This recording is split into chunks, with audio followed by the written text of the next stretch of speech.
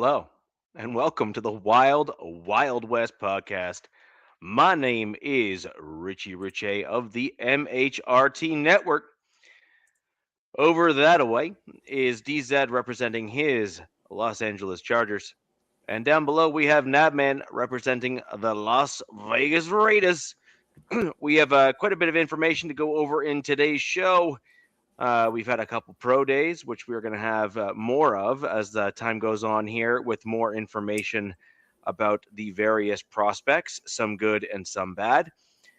And of course, we have in the very, very almost touchable distance is the NFL draft, where we will end up with each and every one of our teams hopefully making improvements as to make each of our teams more competitive and also in turn the league as a whole. So with that in mind, today's show we are going to talk a little bit about the pro days that we've seen thus far, but we are going to be largely focusing on a little bit of a draft preview now that really the bulk of any free agency has now settled down, and so we all pretty much know where we stand and what we would like to see our teams target in the NFL draft. And just for reference, we are going to generally focus on the first 3 rounds because it can get a little crazy when you start going deeper. Just gets a little too nuts to try to predict that sort of thing. Unless you're me, who predicted my Broncos drafting Devon Vele in the 7th round. But that's that is what it is. DZ, how are you doing tonight? Good, man. You mentioned pro days. I have not watched one single pro day. Not one. Yeah. All I've been doing is just checking out the prospects that most seem to think that are going to be there at 22, around that area. So that's kind of like what I've been looking into. Just checking out some of those guys. And then it's like, which direction does my team go? And do they trade back? And then, it's mock draft season. It's rumor season. It's smokescreen season. And, the team hasn't told us much. We just had I guess it was the owners meeting a couple days ago, if I'm not mistaken. And I listened to Jim talk to some reporters, and it was just a bunch of nothing. There was some positives. Like he said, Rashawn Slater, he saw was running, whatever that means. But so that's a good sign, because he's coming off of a patella tendon tear. So we'll need him, but I don't think he's ready for week 1 season wise, but who knows? But yeah, man.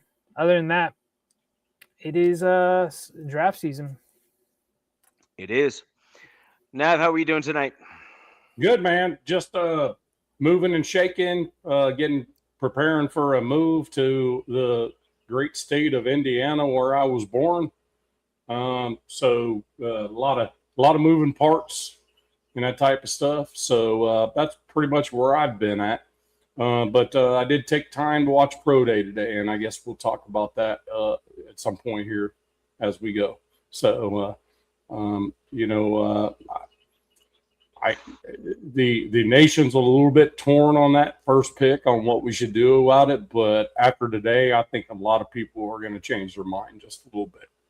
So, because to me, it's a little bit harder to just throw a ball to your teammates with cameras on you than it is with a defense in front of them, because at least then you can count on the defense to do something you've studied for. I feel like a pro day, everything in your mind, you have to be perfect on every throw. And it's just not a valuable thing. Now, his teammates, though, did do some workouts that made a lot of people's eyes wide open. So we'll talk about that as we go. I'll turn that back over to you, Richie. Doing well. So, may as well jump right into the pro day. I don't think it's a huge shock to most folks that odds are Raiders are going QB with your pick number 1. Now, I am curious, and I'd like to hear your feedback on that after the pro day, because that was really where the rubber meets the road in terms of the last preview that you're going to have of your potential future Raider quarterback, and deciding whether or not the trigger ought be pulled or not with him at pick 1 as a organization.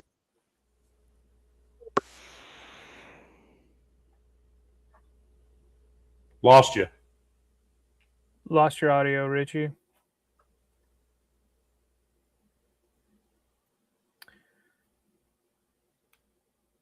Showing muted right now. Yeah. That was weird. It was like a... Yeah. You were in the middle of a sentence. I just didn't catch the last part. Here you go. That was so bizarre. Anyways, the question here is going to be whether or not that pro day that you had there, what we all watched, is that going to move the needle in a negative direction, keep it neutral and or on course, or is that this is a done deal, etched in stone, thanks, we're done? Okay. I mean, I can answer that question. I think I have a pretty good answer for it. I don't think it changed anything, to be honest with you. Fernando Mendoza made it very clear that pro day was not about him. He said, there's plenty of film on me. I want to go out there and I want to show the hands of my running backs, my tight ends, and my wide receivers. Now, you got to understand, Omar Cooper and Surratt didn't have to go out there either because they've already worked out. My thing I was looking for was, will these guys show up for him? Sure enough, they did. Hell, his center was on the sideline. Pat Coogan was on the sideline. And they, of course, in pro days, they have somebody doing the snaps. And, of course, I'm sure Mendoza's heard it, that he plays too much under shotgun. But in the offense they had, that's what it worked for. But he had a lot of great snaps under center that were quick reads, quick throws. And I'll tell you what, you guys, these two running backs, him being freaking Kalen Black, got to be careful. These guys are pretty dang good. And I'll tell you, the dude that showed me something was EJ Williams. So probably about 5 throws from the last throw. Now, let me explain to you. This dude threw 6 passes in 20 minutes without really too much of a break. So by the time he threw the last ball to Omar Cooper, it was just a Hail Mary throw. Just catch it. You know what I mean? It wasn't going to be on time. He was probably out of steam. How did Omar Cooper look? I mean, hands. I mean, he can react to everything. He's kind of like a dark horse also. The reason I ask is he's a dark horse at 22 as being a potential pick. So there's no way he goes to the second round, in my opinion. I don't see that. Surratt is another one, and people got to be watching, because this dude, to be honest with you, should be an early second, but probably will be in the third. Be interesting to see what teams use Cooper for, because he's not really huge. He's not super fast. 6'1", 2. I mean, 10, they got him listed at 6 foot, but yeah. So it'd be interesting to see like what a team looks at him. Like, you see a prototypical X, or he is, but he's a Jerry Rice. I don't like comping people to Jerry Rice, but it's a Jerry Rice style of thing. His catches he gets is based on his precise route running. He makes you think he's going to do something, and he doesn't do that. And then he's connected to his quarterback so closely that his quarterback knows where he's going to be based on what just happened. So his quarterback just throws it to a spot, knowing he should be there. So if you look at Mendoza, any throws that he missed last year was a complete communication thing.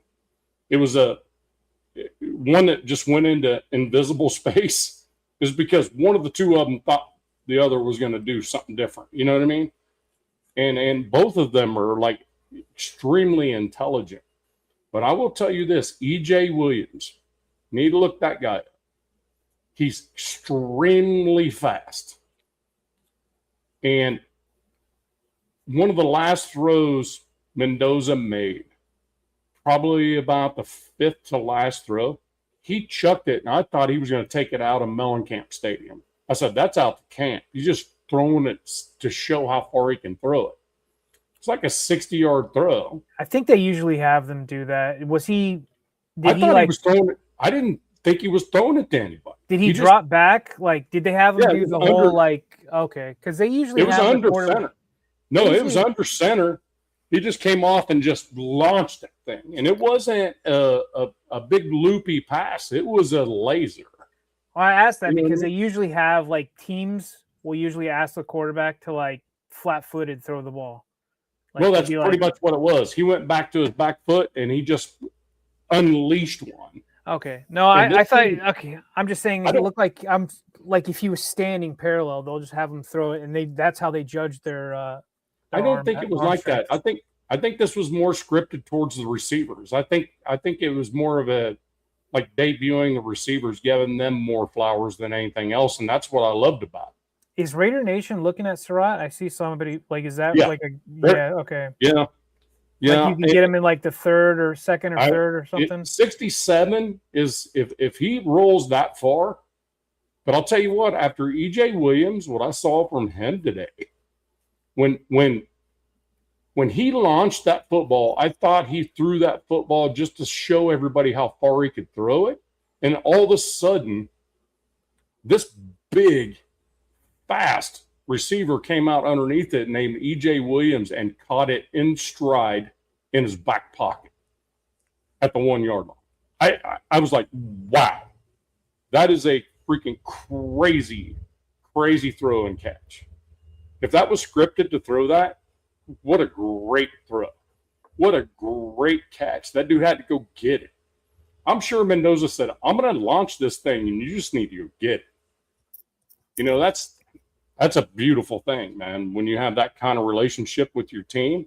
And then when it was all said and done, they literally said 56 throws, and he's done. On the 56th, he just launched one to Omar Cooper, and it was just a big lollipop. Cooper caught it, of course, but he two balls were dropped, both by running backs, and one he missed because Surratt, I think if it was in a ball game, he would have actually went out to get it. But because it wasn't a ball game, he didn't have that adrenaline to it. Because I think he would have dove and caught that football at the end zone. But 56 throws, 3 of them touched the ground. Can they just start the draft at number 2 this year? Do we have to go through all this rigmarole BS with Mendoza? Just be like, here you go. Here's your jersey. We'll see ya. Yeah. I mean, the thing about it is a lot of these guys were already in the combine. They already worked out in the combine. They came for Fernando. So that tells me a lot about the character of him as a teammate. They wanted to be there for him, and Mendoza straight up said, I'm doing a pro day because I want my guys showcased. Hemby made amazing catch. Kalen Black made amazing catch. But I'm going to tell you what, my sleeper is EJ Williams. Write that one down, EJ Williams. He's right now projected at an overall rank of 424. Yes. Positional rank at the wide receiver position, he's ranked number 59 out of all draftees. Right. And his projected draft position is an undrafted free agent. Right. So he could be one of those interesting dudes where the Raiders could value him higher as a result of his connection to Mendoza. And he Raider could be depth. he could legitimately be a value pick for you guys to Coming with get a that deep. the connection between quarterback Right. and wide receiver. And let me address this with Jeff real quick. To be perfectly honest with you, I think it's harder with the cameras on you without the defense out there that you don't have to read. Because a lot of times you can count on defense to make a mistake, and then you know where to place the ball. I think it's harder at the combine than it is at their pro day. I think they're in their own backyard though at the pro day.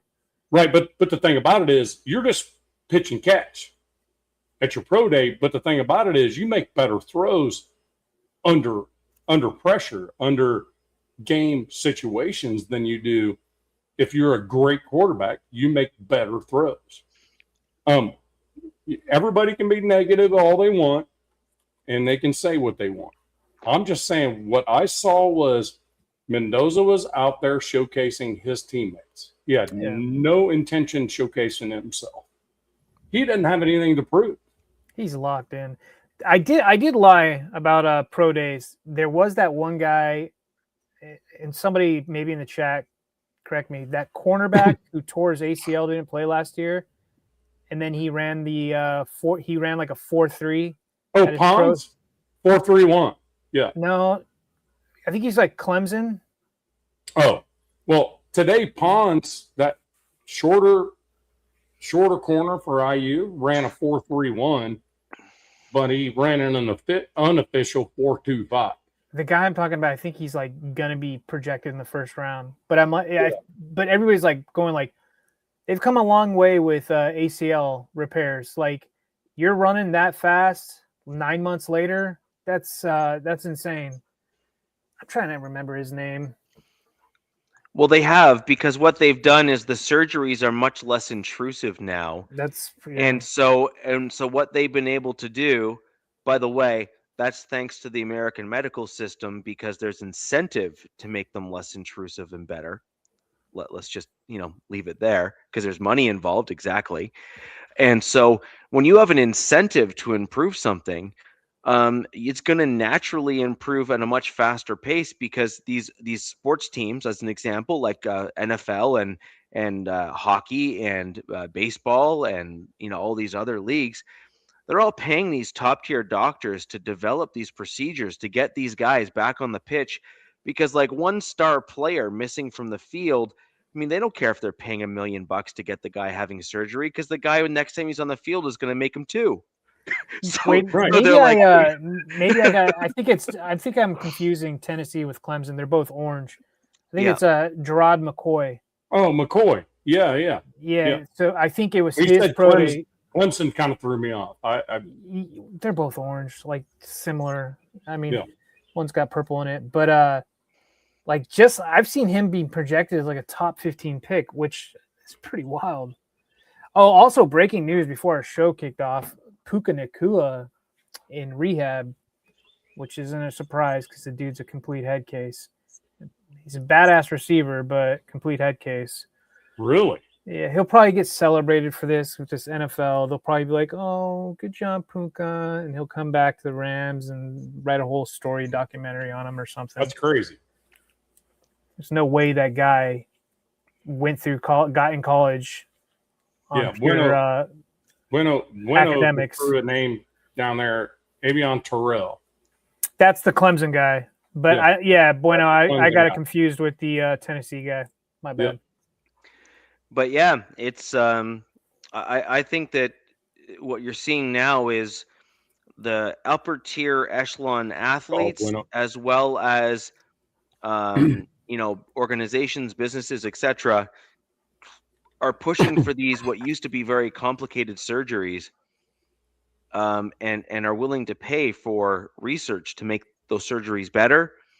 So there's now financial incentive that's backing these surgeries up to not only make them last longer but also complete the rehab faster. so that these guys, if they do hurt themselves, are able to just right away like bounce back in such short time frames. I mean, don't you remember when Adrian Peterson ripped his ACL like all over the place? Career injury. He in the Career. when he was with the Vikings or who? Yeah, when he was with the Vikings. When he tore his ACL, that injury to any other person other than him at that time was Career. done. Your career was over. Dude was back in like 9 months or 10 months and then almost broke the NFL record. The thing Well, about Ace- he's like he was a specimen, man. Like he Yes. was a special human. It was ACL, MCL, PCL. It was the whole thing. Yeah, he's special though. Like, yeah, but yeah, still, I mean, regardless, it's crazy. I mean, and then now you come to now and you look at a couple other examples. Shohei Ohtani, the Tommy John surgery. This dude throws harder now than he's ever thrown in his life with more control. I mean, Jason Tatum, he wasn't even supposed to be playing this year, and he's MVP caliber for the Celtics right now. Matt, I got beachfront, and that's a basketball player. He's from an Achilles, dude. From an Achilles, that's crazy.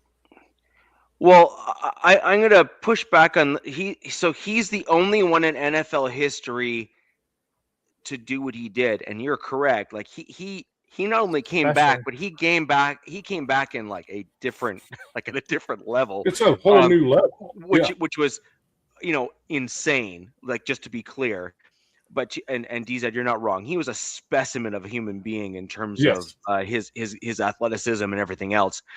But I mean, we've seen other players like legitimately coming back from ACL surgeries and have little drop off, if any, in their overall play, generally speaking. Yeah. I mean, yes, I agree. Vic did come out of jail and played pretty well. I guess that was an injury, kind of. It really depends. I'm going to say, Matt, it really depends on what type of injury you're referring to.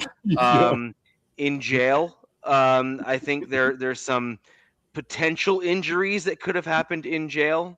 Posterior injuries. Yeah, you never know. But I think it really just depends on what we're hinting at here. But it is what it is.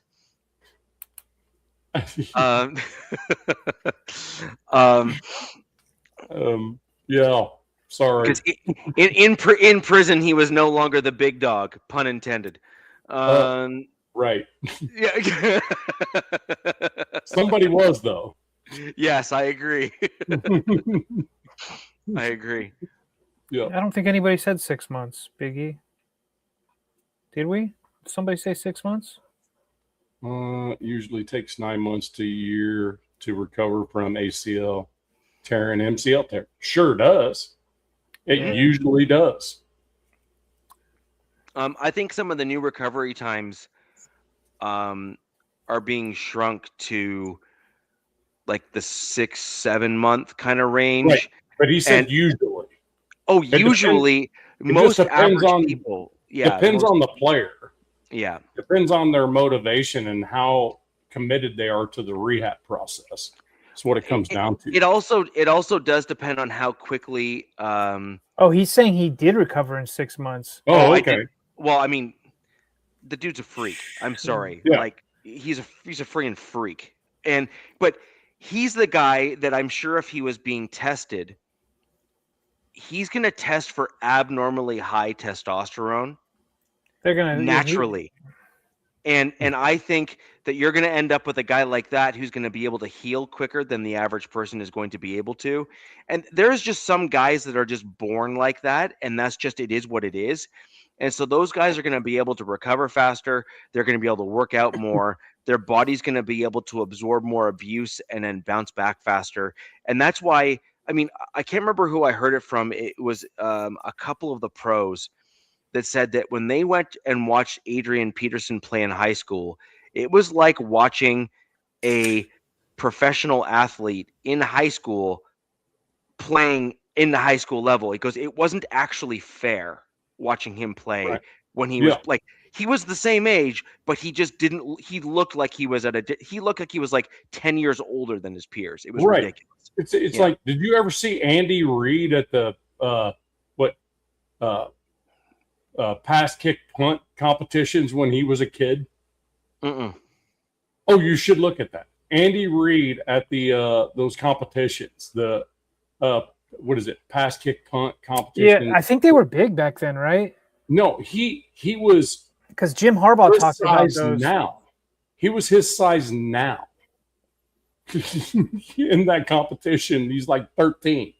It's unreal, bro. I was like, is that a thing that still happens? The pass, punt, kick competitions? Pass, punt, kick. Is that what they? Is it pass, punt, kick? I don't know, because I've heard Jim Harbaugh talk about going to those as a kid or a younger guy, and they must have been a thing back in the day where people would go football. I'm not sure. I think now it's. I don't think they're a thing now.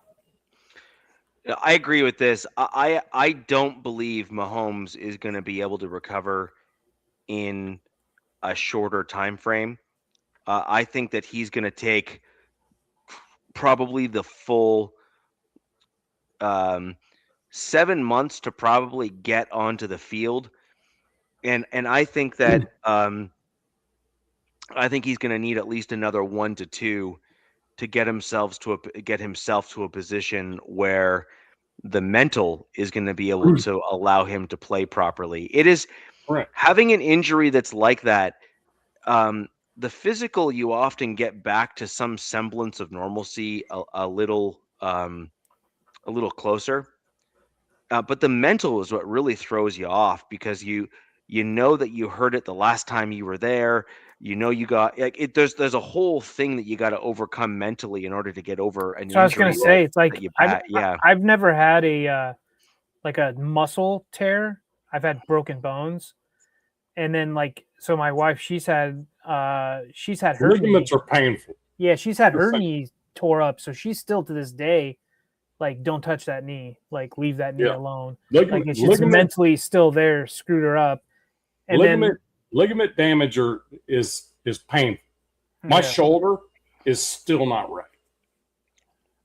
You know what I mean? That labrum tear, freaking, it still bothers me. Like, even though it was successfully done. So. I was no professional athlete, but it's also, there was a lot of mental stuff going on, because, I broke my ankle, the tibia and fibia, when I was like in 8th grade or whatever. And then I played freshman football, and I was always paranoid, like, okay, they're like, if you break the skin, you're screwed. So, you had to keep it wrapped. So I actually got the hardware taken out, but you're never like 100 with that. Like, even though they say it can come back stronger, you're never 100. It's not just here. Yeah. Right. So some of those guys who had multiple surgeries, like, and are still rocking and rolling in the NFL, hats off. And then on top of that, I was listening to a thing with LaDainian Tomlinson, the Chargers running back. He didn't have one surgery in his career. No. And I was like, that I didn't even know that. I was like pretty surprised by that. Do we know how many other guys that have played to his level that have been surgery free? Because I got a feeling that's got to be like rare air. Jerome Bettis, I don't think had any big surgeries, but he was a big dude. He was a great big dude, though. He was more of a fullback. He was fun watching. Marcus Allen for the Raiders, I don't think he had any knee surgeries or anything like that. I mean, you guys, Raiders Nation in the chat, tell me if I'm wrong. I don't think Marcus Allen got hurt much. Bo Jackson didn't have any lower leg injuries. He got that weird tackle, and it was a hip thing, I do believe, and it ended up being bicep surgery 2022. I don't know. This is just something LT said. He was talking with Walter Payton. Also, is another one. Walter Payton, I don't think had a lot of surgeries either. I mean, you're talking about the GOAT right there, in my opinion. Walter Payton's the GOAT. Yeah, that's who LT looked up to, is Walter Payton. That's who he tried to emulate. I mean, you look at that, then you look. I mean, Derrick Henry, that dude's not had any surgeries either that I know of. He's gotten hurt and had to sit games, but I don't think he's had surgeries. I mean, that'd be something you'd have to look for, but I mean, they're out there.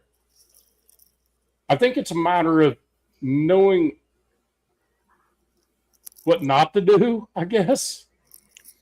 Well, And I guess they my played thing in a with different Mahomes- era. He had a fullback with him for a good portion of his career because when he got to the league, when LT got to the league, he came from a wide zone, Yeah, which both our teams are transitioning to this season. sure.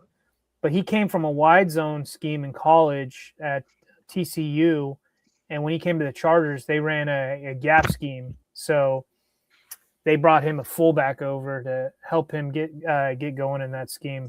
Right. Well, I mean, and the Henry thing had is- surgery in the 2021 season in November to repair a Jones fracture, Mm. Oh, which that's is a broken fifth metatarsal in his right foot. yeah. And despite concerns, he actually returned the same season in the divisional round to play. Was he a Titan then? What year was that? 2021. He was a Titan. Okay, no, he was a Raven, right? 2021? No, he's probably a Titan still. He was Oh, a Titan still a still. Titan. He was a Titan still. Okay. I mean, the thing about it is with Mahomes, I think it's kind of a little bit weird for a quarterback. So I think it's his left knee, is it not? So it's not necessarily his plant foot. I think it's his right knee. Somebody tell me if it's left or right, because that's Didn't going to it- make a huge I- difference. as he was far as running. quarterback. He was running to I their saw the sideline. sleeve on his left knee on ESPN today. Sorry, who? Mahomes. I saw the sleeve on his left knee. He was on ESPN today. Yeah, they were just showing him throwing You know the benefit for Left him. knee. Didn't he it is his left knee. So Wasn't the he problem, running to that. well, that's the thing. Mahomes is a little bit different of a dude.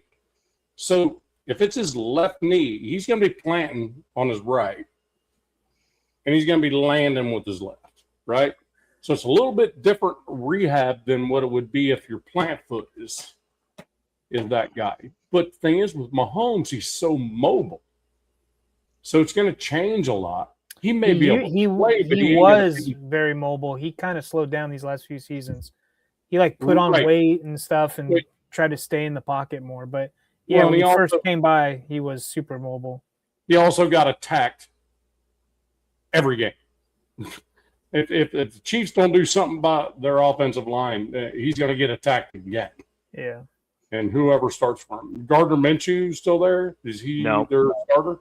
No, No, they just got Fields, I What? think. Fields, Was Justin it Fields. Justin Fields? So I think that's who's going to, like, if Mahomes isn't ready to rock, I think that's who kind of floats their team for a little bit. I see that 3 to 4 weeks. If I That's have to it. predict. Yeah. To be honest with you, that's not a bad idea because Fields is going to make defenses have to deal with him in the same way. Yeah, and they've got really good coaching So, in Kansas City. They can make things work. Yeah. yeah. So, yeah. Ardell said he's old balls now, Henry. Old balls. Yep. That. Where did that come from? Billy Madison? No. I have not looked at one Adam- running back. Adam Sandler, the Adam Sandler movie where he has the kid. Old Oh, balls. Big Daddy. Big Daddy. That's Yeah. it. Yeah. So, general thoughts on the pro day was that you thought that the wide receivers, Mendoza did well by his fellow teammates, ultimately, is really what you took away from it. And that, if I'm hearing you right, you basically think that he didn't help or hurt his draft stock. And at that point there, your prediction is he's going number 1 overall to the Raiders, and that's that. There's no question. right? Yeah. And anybody in Raider Nation can think negatively of it or positively of it, but I promise you that's happened. That is happening. Look at the Vegas odds of it not happening. Go ahead and put $10 on it. I'll bet you win 1,000 if it doesn't happen. Just saying. I haven't even looked at it, but that's be my guess. Marcus Banks, Ardell. I just want to say, Ardell, fellow veteran, thanks for what you do, brother. Good to see you. So, looking ahead, Nav, I think it's fair to say that for all intents and purposes, we can effectively start your draft in round 2 and feel pretty comfortable with that particular, automatic pick, as it were, in round 1. What pick do they have in round 2? 36. Okay. So we're really close to the top of the 36, then 67. So maybe let's throw over to DZ and talk a little bit about your team, where you're picking, and the 1 or 2 spots maybe that you think that the first round pick would be potentially not only within your regime's MO, because I think that's important. Like, your team has shown that they have a brand, I think is probably the right way to put it. Like, that they have a thing that they like to do.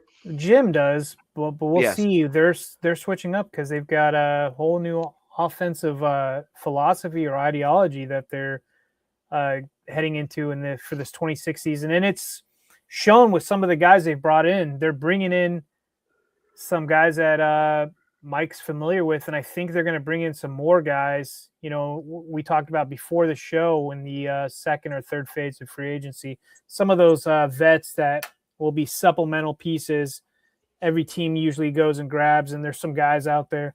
But they're picking at 22, and if like the white whale for me at 22, if he's there, which is seeming like it's a big if he's there, is Iona Vega, the guard from Penn State. That's my white whale. If he's there, you run that pick in. You stick and pick at 22. But if he's not there, then you start having to look, in my opinion, with only 5 picks this draft season, they're going to have to start looking for potential trade back partners. And one of the rumors is the Raiders could potentially be a trade back partner. The Raiders have 10 picks and would like to probably jump back into the first round and grab one of these higher end prospects. Who could it be? I don't know, but there's a lot of defensive guys, a lot of that's your second tier, right in that 22 range is your second tier of those high end edge prospects. There's some D tackles in there. Like one of my favorite guys is Caden McDonald, the defensive tackle. Stop it. He's been projected to the Chargers. So I kind of wrote a list of all the like the pundits, right? The media dudes. I get you. I get what you're saying, Richie. And so there's like 3 positions that they've had, like a lot of guys mock to the Chargers, especially at 22.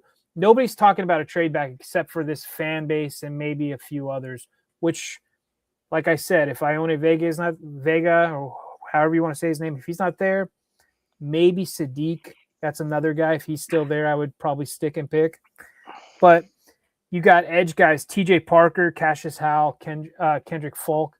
There's also Mesidor I like as well. And then guard-wise, do I see them as first-round picks? But then there's Emmanuel Pregnon, Iona Vega, like I said, and then Caden Proctor, who he's a tackle, but he can play both positions, supposedly. The guy at Alabama, he looks like to be a beast. And then Caden McDonald, D tackle, who looks like could be a special prospect in the NFL. This guy looks like, especially if you got him paired with, some good D tackles with him or some good edges, looks like this kid could be the real deal.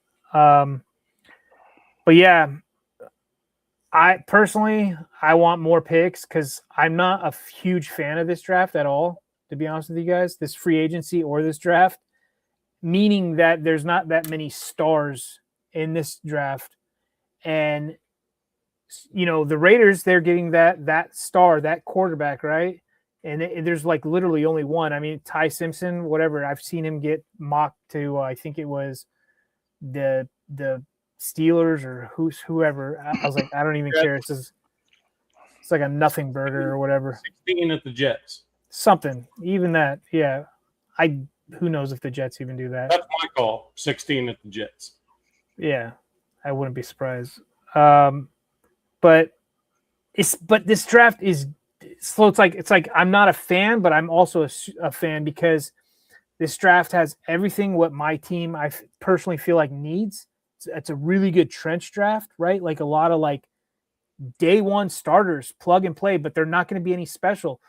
I see with almost every one of these prospects that I'm looking at, huge asterisks next to their names. Like it's going to be like, so you look at a player and then there's an asterisk next to his name, in my opinion, because why? Some of these guys are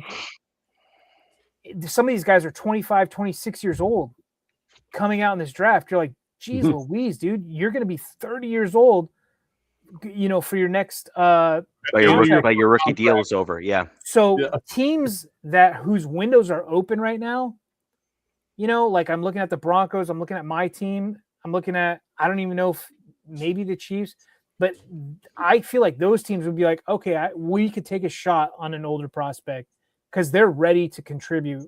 We feel like day one, they're not going to be a project. But like say like the Raiders, I don't think they're going after guys like that. I don't think they want guys. They're going to be like, nah, we'll pass. We're building something here. We want to build with these players. I don't think they want an older edge guy. But see, I'm actually reversed to where you are as that as a concept. So if I'm Nav's Raiders right now, and I'm getting my young quarterback of the future, which is happening in round 1. Sure. And then I have a guard prospect in round 2 as an example. I'm just using this as an example. I'm not saying you're going guard round 2, Nav. So just work with me here. So let's say you go guard round 2. And let's say that it's a position of need for the team because their offensive line had some struggles last year, and it's decided that the guy in the draft is better than the guy on the team. I would argue that the Raiders with a quarterback on a rookie deal and an older guard prospect who is plug and play right now, that they don't have to worry about those jitters on the field, and they think that they can just chuck him out there and that he can maybe calm the nerves of a younger Mendoza who is poised, smart, and intelligent, but might overthink things. I was mostly just talking about on the defensive side. I didn't even really the offensive side of the ball. I was like, even on the defensive side, though, I could totally see the Raiders saying, we got a young quarterback, an offense. Big money positions, man. That's what I was more going at. Yeah, but even then, if they have a lot of cap space this year, but they've spent a reasonable portion of it, I could absolutely see them going for an older, stable, steady prospect to just stabilize a room. Yeah. And then take a flyer in the later part of the draft where it's like maybe the guy's hurt, but he had a huge potential. So they take a flyer in the late rounds and see what happens. I could totally see the Raiders kind of doing like an extremes draft here where they go stability and great kind of in the early stages and then high risk flyers in the latter part of the draft because they don't have expectations this year to make it to the Super Bowl. But if they hit on even one or two of these flyer prospects, like, man, that'll be touted as like one of their best drafts in a long time. That's my issue. You kind of said something. I agree and disagree at the same time, but I don't really want to argue about it. Yeah, that's kind of where I'm at with it. Biggie he said this year's full of athletes, boomer or bust. Well, you're probably showing it. Go ahead, show it, Richie. And I kind of agree. Now, I think I'll trust the team scouts more than my opinion or anybody else's opinion, right? We're fanless. But that's kind of like my feeling about this. And what kind of scares me about the Chargers right now is I feel like they're kind of pigeonholed. When they weren't pigeonholed last year's draft, maybe 2 years ago they were, but they need a left guard, right? Like if they try to run what they have right now, like I could see them doing that because Harbaugh's a sicko and Mike McDaniel has had below average guard play anywhere he's been. And it doesn't make any sense to me why they're just so fond of just trash guards. But you need a guard, you need a third edge, because there's no guarantees. You need a lot of these guys. So for the Chargers with 5 picks, you've got to hit this draft. You've got to be really good. You better get at least 2 bona fide starters, in my opinion, and then some good depth pieces, so we'll see. But like other teams, like you can afford to swing and miss. Like I feel like the Raiders can afford to swing and miss with 10 picks. You know what I mean? What does he say? For example, they got this. Yeah, if you look at the draft analysts, they have Price as the running back. They have him as a 3rd best running back in this year's draft. Okay. But when you look at his stats, Biggie's not wrong. He's got a drop rate or a fumble rate of 3%. Oh, so that means every 33 carries, the dude fumbles the ball. I have not looked at one running back because to me that doesn't sound good at all. It's not. It's not actually. Like objectively, that's bad. Mike Washington should be one that people should watch for. Yeah. Are your guys' teams needing running backs? Like I could see the Raiders probably getting another guy. I don't Richie, think so. You say you are. I not in the draft. Not in the draft. Whatever Richie wants, his team's going to do the opposite just to piss him off and have him go some more. Go Richie, go. So here's the problem. Look at what happened with the Broncos when we got deep into the playoffs. Yeah. Well, they're just going to say it's quarterback. They're just going to. Sure. Look, you can attempt to gaslight whatever, like me, all you want, and you can sit there. You can sit there and be like, "It's just the quarterback." It's like, okay, sure, my man. Like, But at the end of the day, the Broncos, if they had more aggressive trench play, as in like a stronger offensive line that could move guys backwards and force the play, we would have been in a better position against the Patriots when we played them. If we had a stronger defensive lineman that could throw dudes out the way in the interior of the defensive line, and by the way, the only guy that was really doing that pretty aggressively in the Patriots game, in truth, was JFM, and he's gone. And so, like, we need to just overall assess things honestly as a Denver Broncos fan base and simply look at it and saying, we have a first place schedule that we're coming into this season. This is not going to be the same caliber of teams that we faced throughout the entirety of last season. We have a litany of playoff teams that we are going up against as this year goes on. And the Broncos need to step up their game when it comes to the trench play if you want to compete with those teams and not get blown up. Looking on paper, what you just said, like even us just looking at the opponents, I'm like, next season or this season, it's a brutal schedule. Like we don't know with exact weeks yet, but opponent-wise, it looks pretty brutal for all of us. Yes, and so when I look at that and I'm assessing honestly, even Sean Payton made a very clear comment. J.K. Dobbins was our running game. He was the dude that stirred that drink for our team. Yeah. He was it. He was the guy that made the running game and the running back room work. Well, absolutely.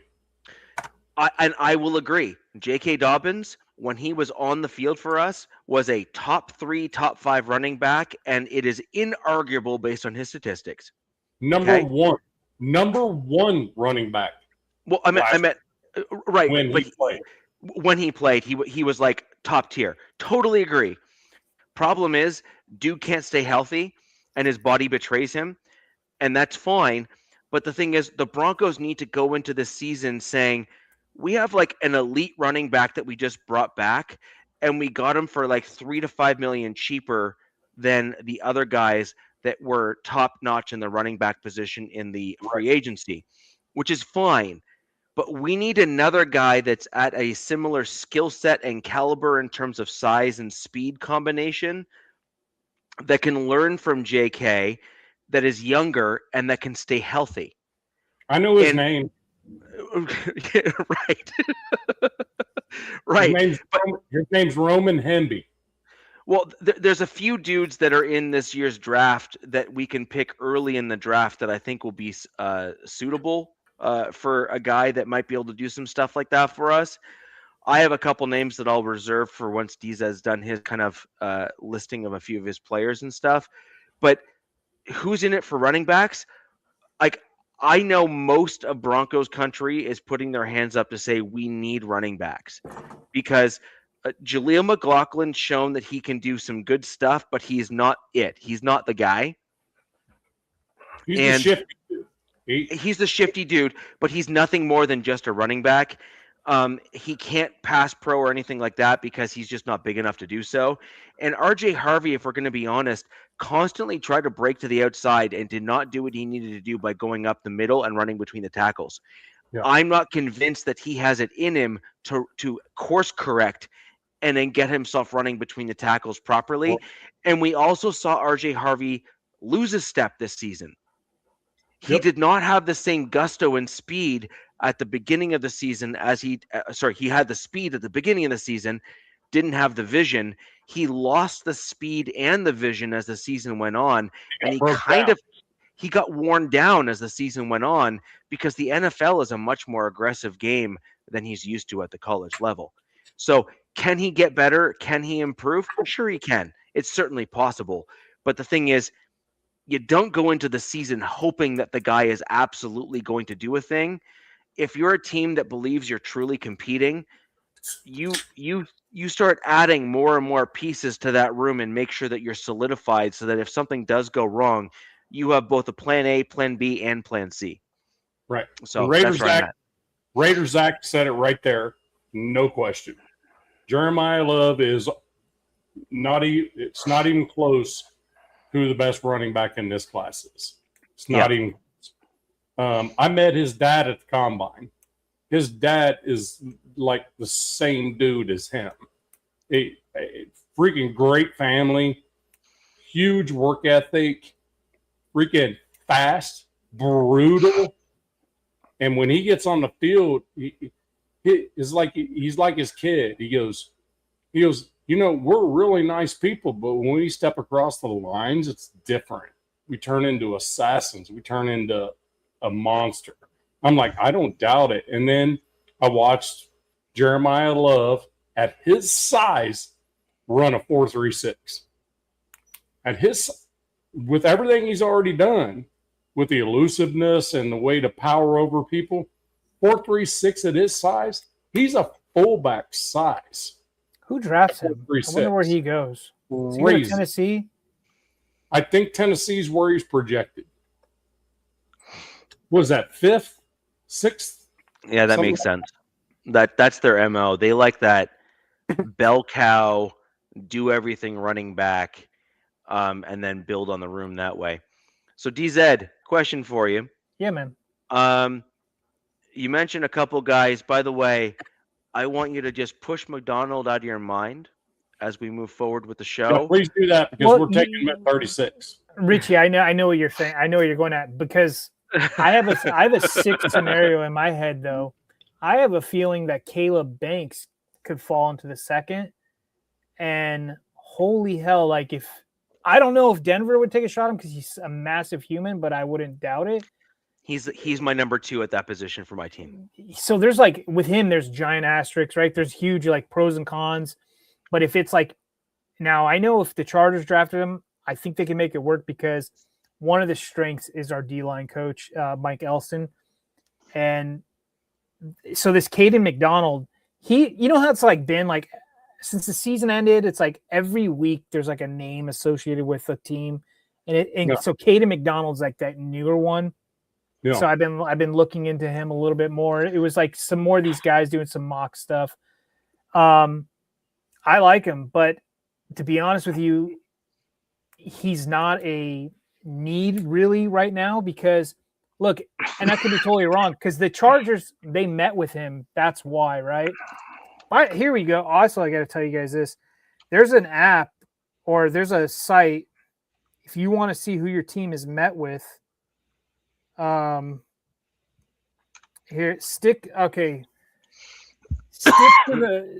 the model.com. Somebody in one of my chats, I think, I'm pretty sure stick to the model.com. Yeah, okay. Somebody in my chat, and it was really cool. It was kind of eye opening because I saw that if any of my mods are in here, if you can stick that on my channel for anybody that's on my side of the house, please do so. So what it does is it shows about putting links, but yeah, that's great. It shows like who your team has had meetings with and who's dealt with like prospect wise. And when I learned about this, the Chargers only met like 5 people, and when other teams have met like 20, because you get like your top 30 visits and stuff and combine and pro days and all that. Now they've met with a lot more guys recently, but yeah, dude, I could see Caden. I don't think Caden falls out of the first round, but I think he will. Actually, I think he will. Yeah. I just don't think enough teams have that need. And I honestly think there's somebody rated above him. Who? Caleb? Yes. Caleb Banks? Yes. Yeah, Caleb Banks' issue is that he's just such a large human. He plays at such a high level, right? And if you get him against a good guard and center, they're just going to... And he's been hurt like his entire college career. So, and then another thing why I'm not having him as the Chargers, is the Chargers signed, which it still doesn't mean anything. They signed Dalvin Tomlinson. He's that big nose tackle that was with the Cardinals. He's been around the league. He's still old. So it's like, oh, do they double down? They could still draft him. But to be honest with you, I think this is edge guard, but they're telling you what they're doing at guard. Like my Chargers are. They're Cole Strange is going to be our right guard, guys. If you want to just go look him up. It's not sexy at all, but he is projected to be the right guard.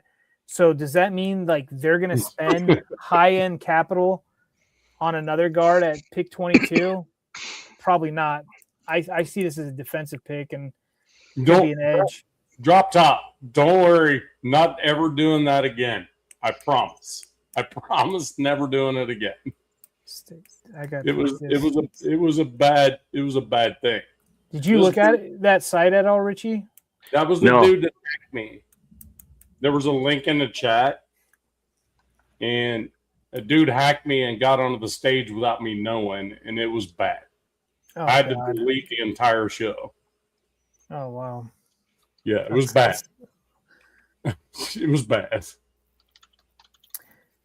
I don't know. And there's another thing with my team is they still have the third most cap, and they're not doing anything with it. So there's a lot of people are like, do they have a plan or did they screw themselves? And nobody seems to know. And if you listen to Jim Harbaugh talk, it's like watching paint dry, in my opinion, right now. I'm kind of over it. It was fun for the first 2 years. Now I'm a little over it. But yeah, I don't know. If they get TJ Parker, Hal, Kendrick Falk, any of those guys, I'll be stoked. They need somebody when Mac leaves to kind of, take the reins. Right. Well, I mean, to me, it's kind of like, there's a lot of free agents out there. I mean, there's Trayvon Diggs, there's freaking Von Miller. There's unrestricted free agents everywhere. But the thing about it is, Von Miller is only going to accept one team. Right. But you go back to the Broncos? Yeah. Right. But the point being is that teams will lose if they trade these folks or get rid of these folks out of free agency before June 1st. There's a lot of them out there that teams will take, even if it's minor cap hits, they're going to take them. I mean, they could be free agents, but it's a matter of what kind of free agent they are. So I think the three of us talked about it. June 1st is going to be big. Yeah, especially for my team. My GM seems to be a dumpster diving GM, so he loves these cheap cast-offs. June 1st is going to be a big deal. But for the Raiders, I think there's a couple players that if done now, you don't have to target another in the draft at all, except in the later rounds. Because we have 4 fourth-rounders, I do believe.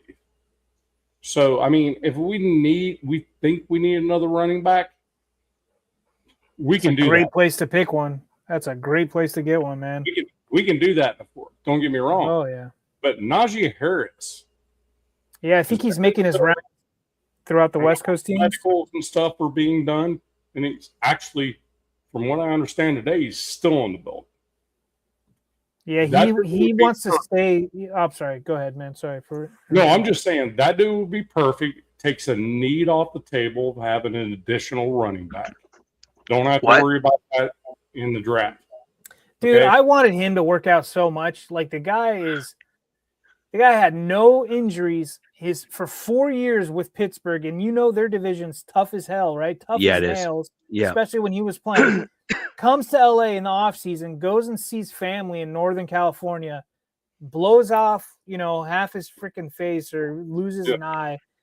Now, I don't know. I think his he's back to somewhat normal now. Yeah. And then he starts to get going once he starts playing because I don't think they played him right away, right? Like, and then boom, he has his Achilles fucking blew his Achilles. Yeah. Yeah.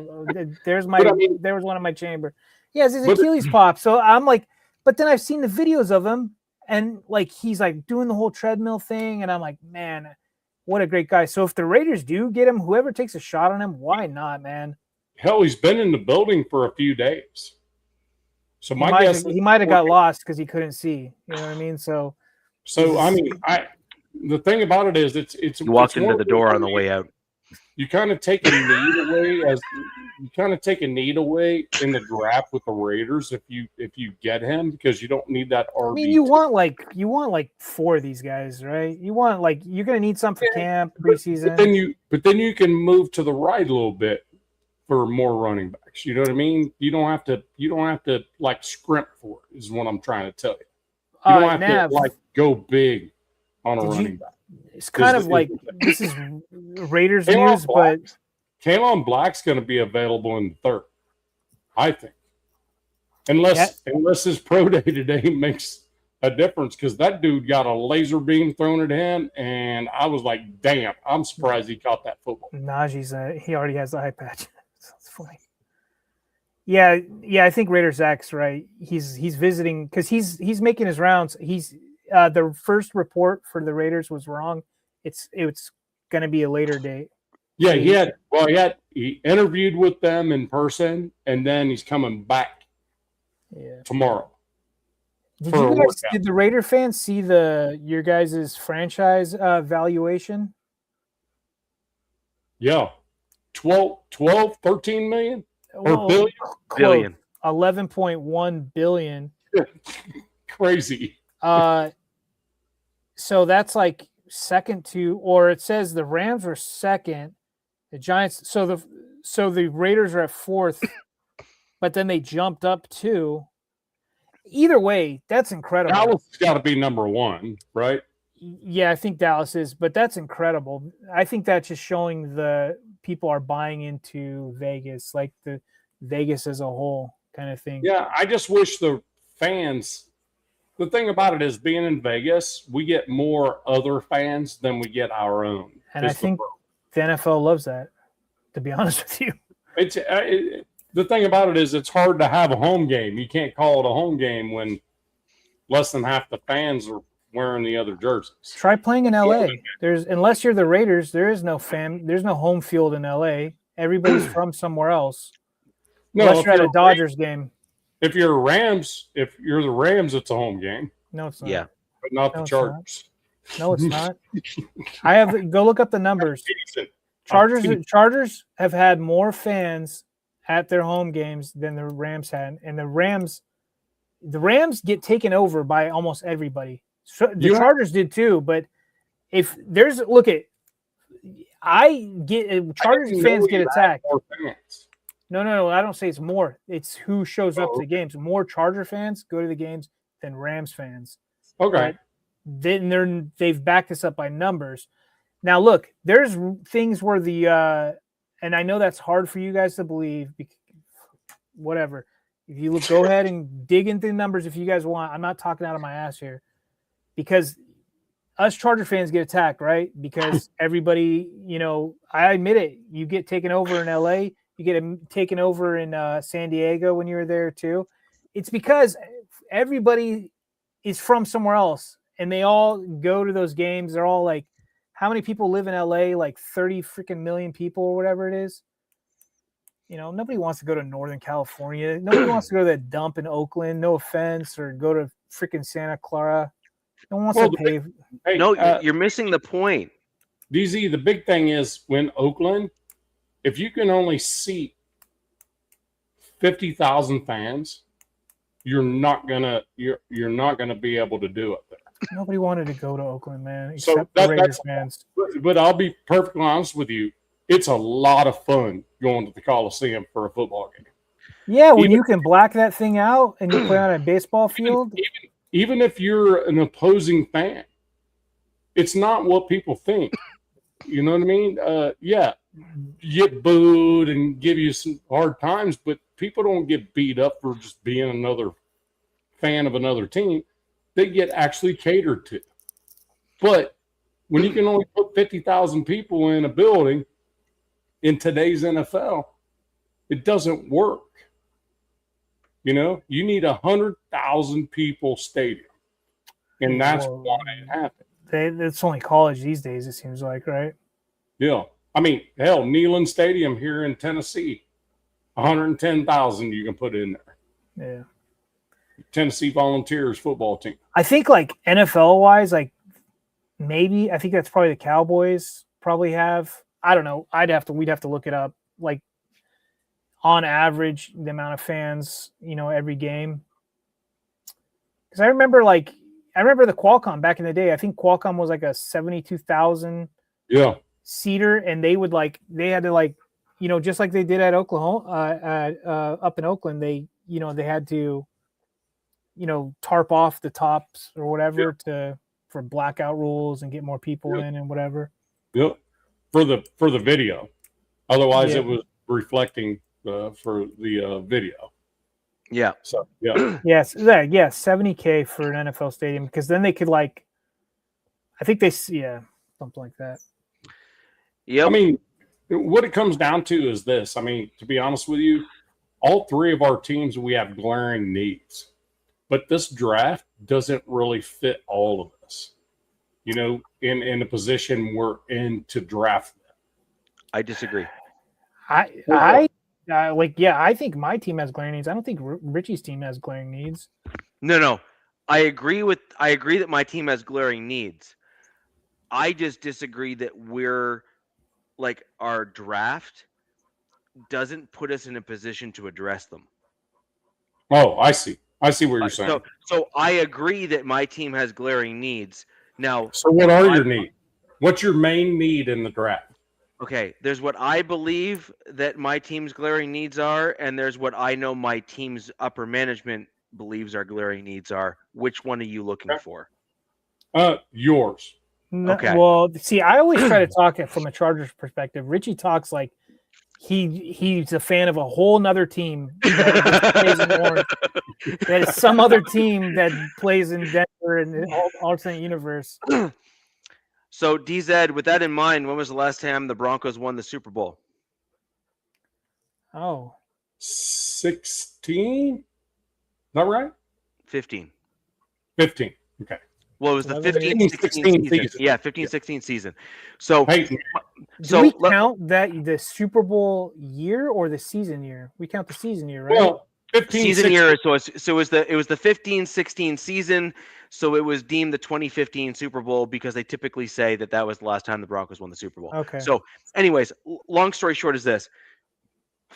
My point is the Denver Broncos, despite having had a good season last year, look, we did well. We made it to a good point. I'm going to kind of run this into what I saw from my head coach as well as my GM in the owners meeting. They had a couple of interviews there. I don't know if you guys saw your team's interviews as well, but I believe that the Broncos interviews were quite telling. So long and the short of it is this. The Broncos had 13 one-score games, and we won 11 of them. Yeah. Right. Okay? That is absurd. That you just swapped what the Chiefs did the previous year, I believe. That's absurd. Right. Okay? Exactly. Now, Sean Payton, by the way, in his interview, cited the Chiefs as an example of how quickly things can flip with one-score games. So he's freaked out. Okay. So he is acutely aware of just how fickle the NFL is. Yeah. Sean Payton is no fool. He is a top upper tier head coach in the NFL. I don't think that's really disputed at this point, given how well he's done overall. So my point, and can't stand him, but yeah, I don't care if you can't stand him. He's just damn good. It's like he's just damn good. He is what it is. And so you look at what he does and you look at how he does it. He is clearly here. Let's put it this way. He is clearly the reason, right? He has demonstrated over his NFL career that he is the reason for the things working out properly on the teams that he's at. New Orleans has done virtually nothing since he left. Okay. Like they're a shell of the same organization. And the Denver Broncos were struggling before he came to us, and he immediately said, stop. And it's been uphill ever since. Yeah. Right. Like as in we've gotten better. He completely course corrected the franchise as a whole. Now, and getting Elway out of there as well. Well, Elway was a cancer, but that's just, that's again, I've been saying because he's such a staple, as a Bronco. I agree. I wish that John Elway could have gotten out of his own way and had someone else step in, have him stick around in name only and shut up. Yeah. Let the other guy fix things and then walk away so that he just kind of saved his name. But John Elway just couldn't help himself. Yeah. So anyways, it is what it is. Now, the long and the short of what I'm trying to get at here is my needs for my team are, I believe we need a running back. I believe that we need a guard to replace Ben Powers. I believe we need an interior rushing D lineman, Caden McDonald, as an example. That's the type of those are the positions that we need. We also need an additional depth guy, which I would be totally okay with my team taking a flyer on a raw guy who can potentially rush the passer from the interior that might need some coaching, because I believe that my team has enough depth on the defensive line and on the just generally speaking, that we can develop someone like that to have them work into a role. And I think that the Broncos are uniquely positioned in that regard with the overall strength of the defense to support someone like that.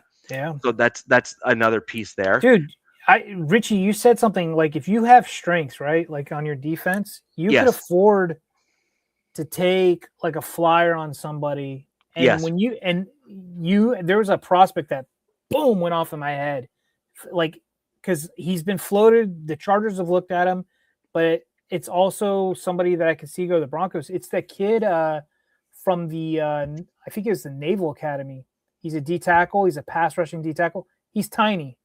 He's like 6'2", like 253 pounds or something. Like you're like, what? But he's been killing it in that division for 3 years straight, like top tier numbers for 3 years straight. And I'm like, well, if you inject him on a D line that's already pretty top Really caliber, good. Yeah. Yeah. and he's got those moves and skills, you never know, man.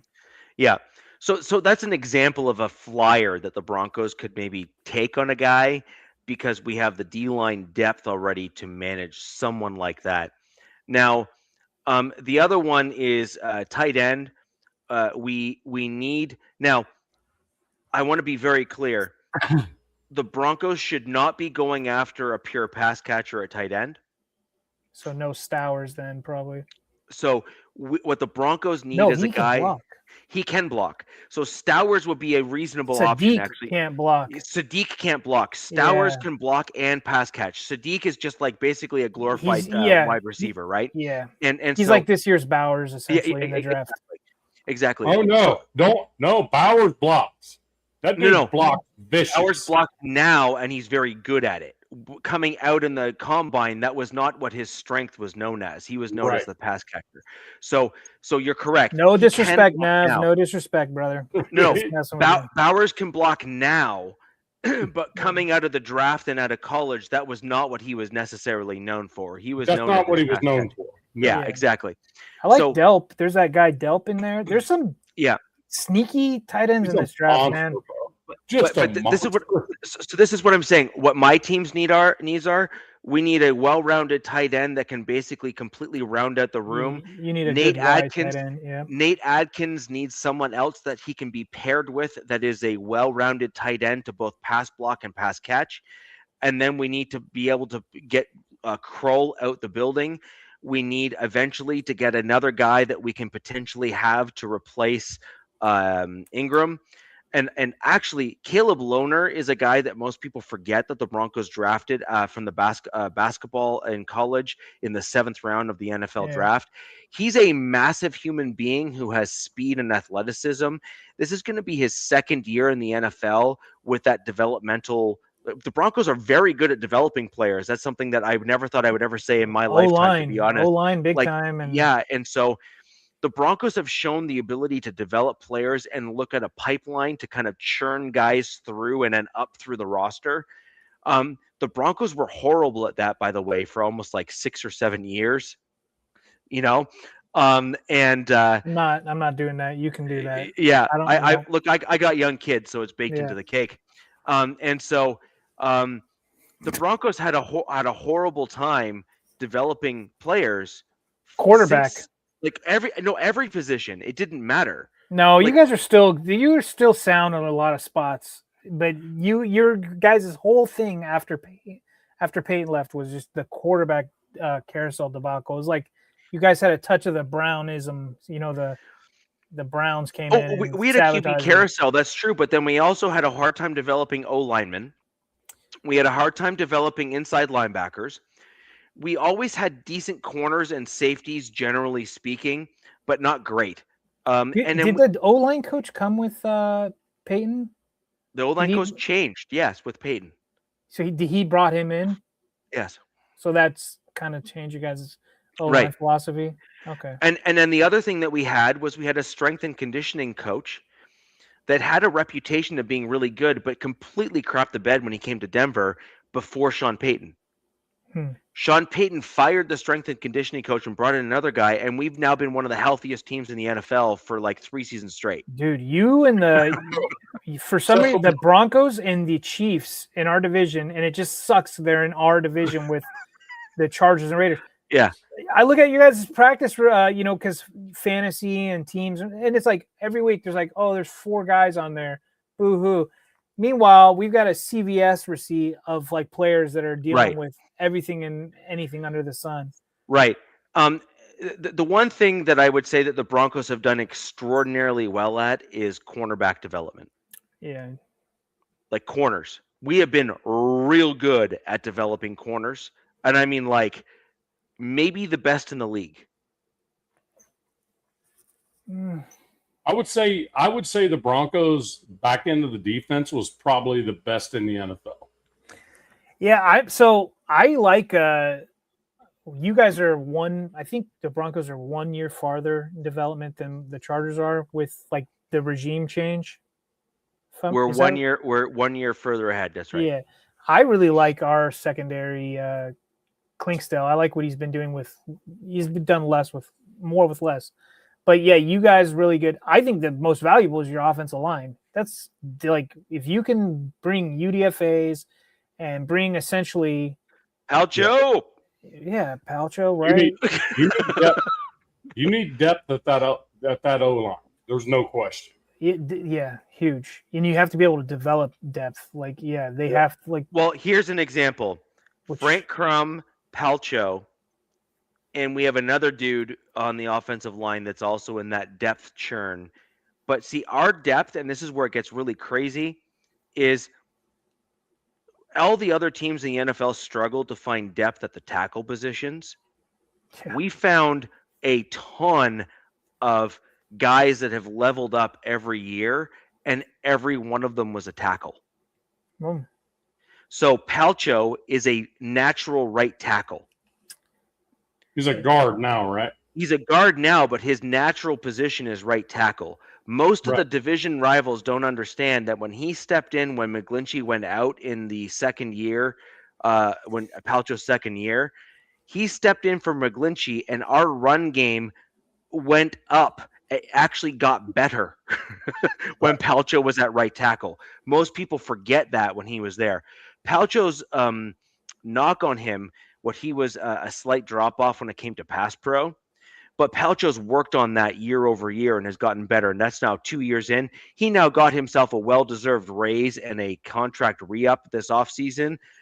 He's worth every penny of whatever contract that is, because I actually think that what we're going to end up doing with him, in my opinion, is we're going to shift him over to right tackle for Mike McGlinchey, who's inevitably probably going to get hurt.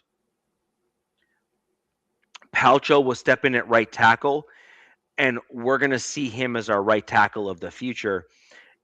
Frank Crum is also another guy. You know him because he kind of looks like the Viking with the bleached blonde hair, who's just like an enormous human being. He steps in at the right spot as well, on the right tackle spot, in addition to Palcho.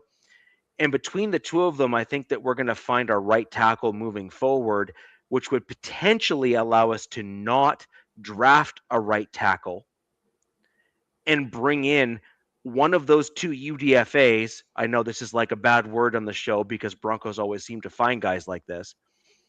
That will be a starting right tackle at the NFL level for our team for a reasonable future.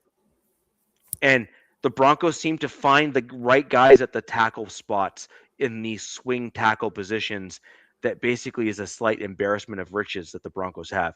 We have at least two, and then a third guy in the pipeline. And I think they've been successful. The guys you've let go have been successful at elsewhere. Every other place. Yeah.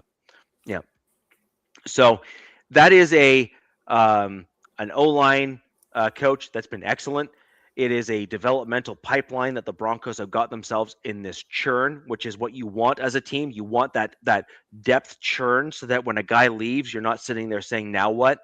But you asked me what the team needs are. Right tackle, guard, interior defensive lineman, tight end, and running back are like the top five. And then inside linebacker is another need, but it's number 6 on my list. Most other Broncos country is like, it's like their number 1. Like inside linebacker is their number 1. It's literally number 6 on my list. That's like so low key. I said this like probably an hour before our show started. I was like, low key, I really like the linebackers and cornerbacks in this draft. I know I said I don't like this draft as a whole, but whatever, bear with me.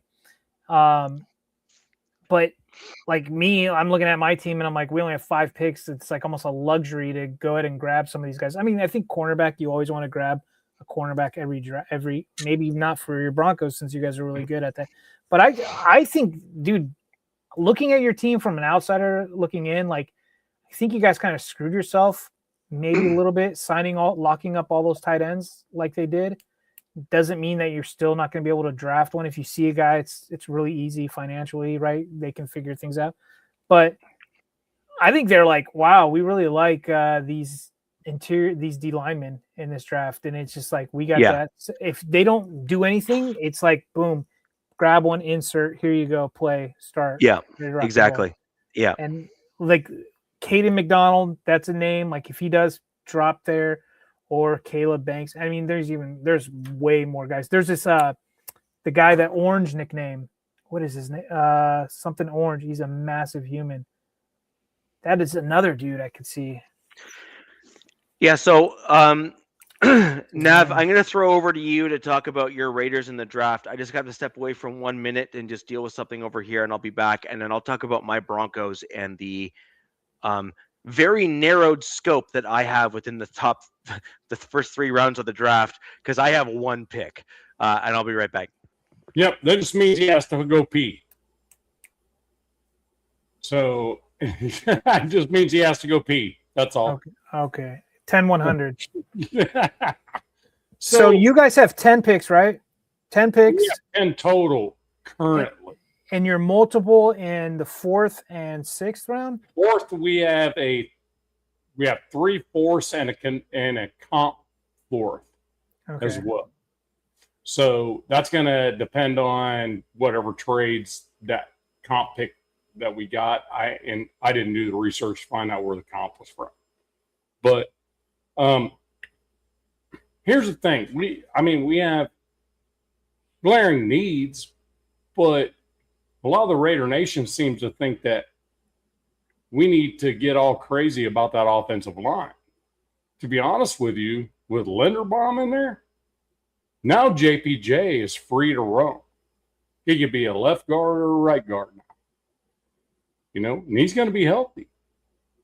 And then, to be honest with you, DJ Glaze at right tackle, probably not going to be our starter. I would say Grant will take that job from him. Grant played way better than Glaze ever played.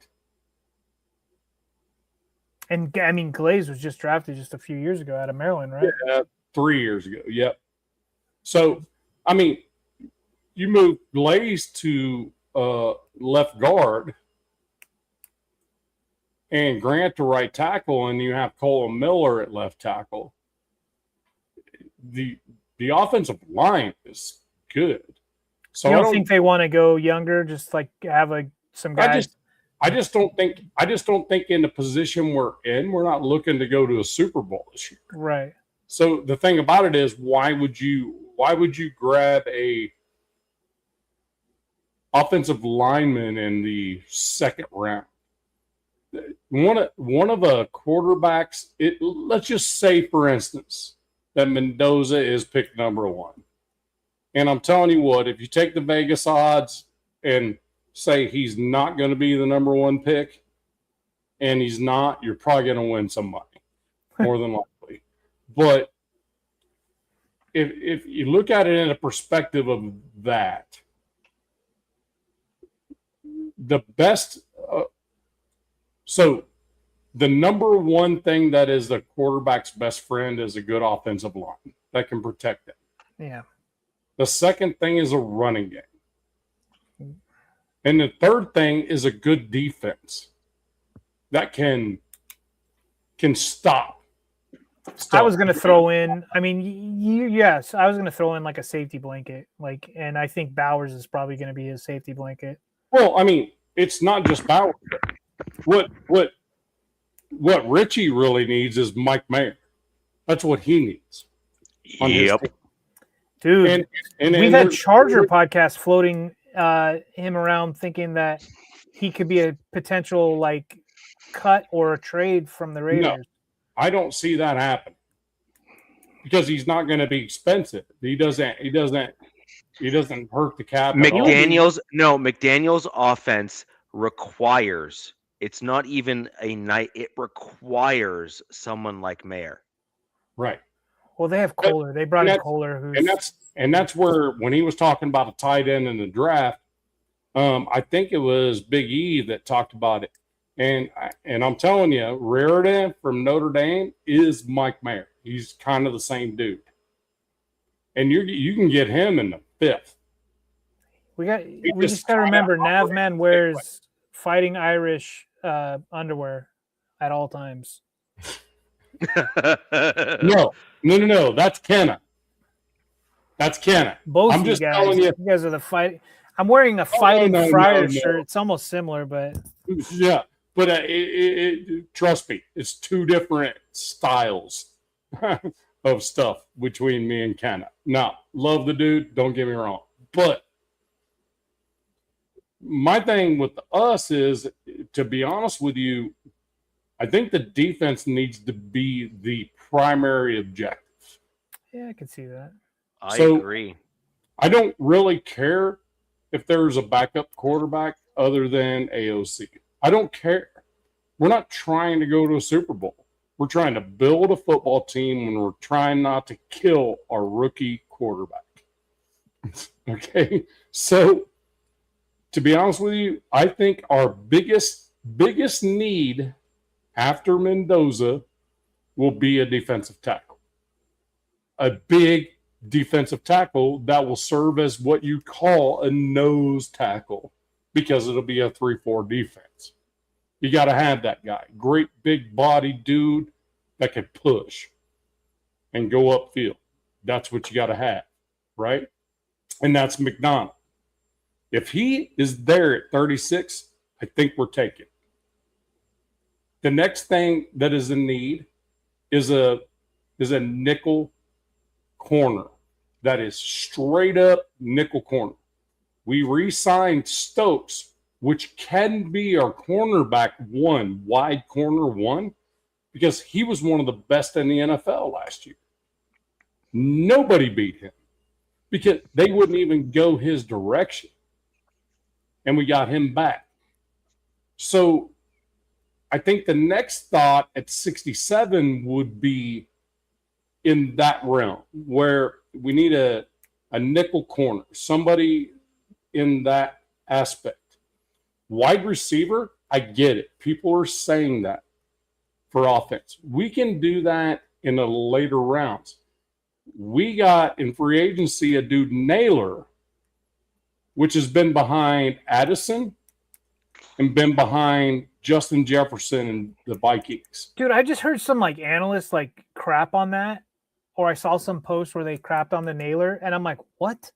Like, to me, that's like one of my favorite pickups by the Raiders this offseason was getting him. No, whatever.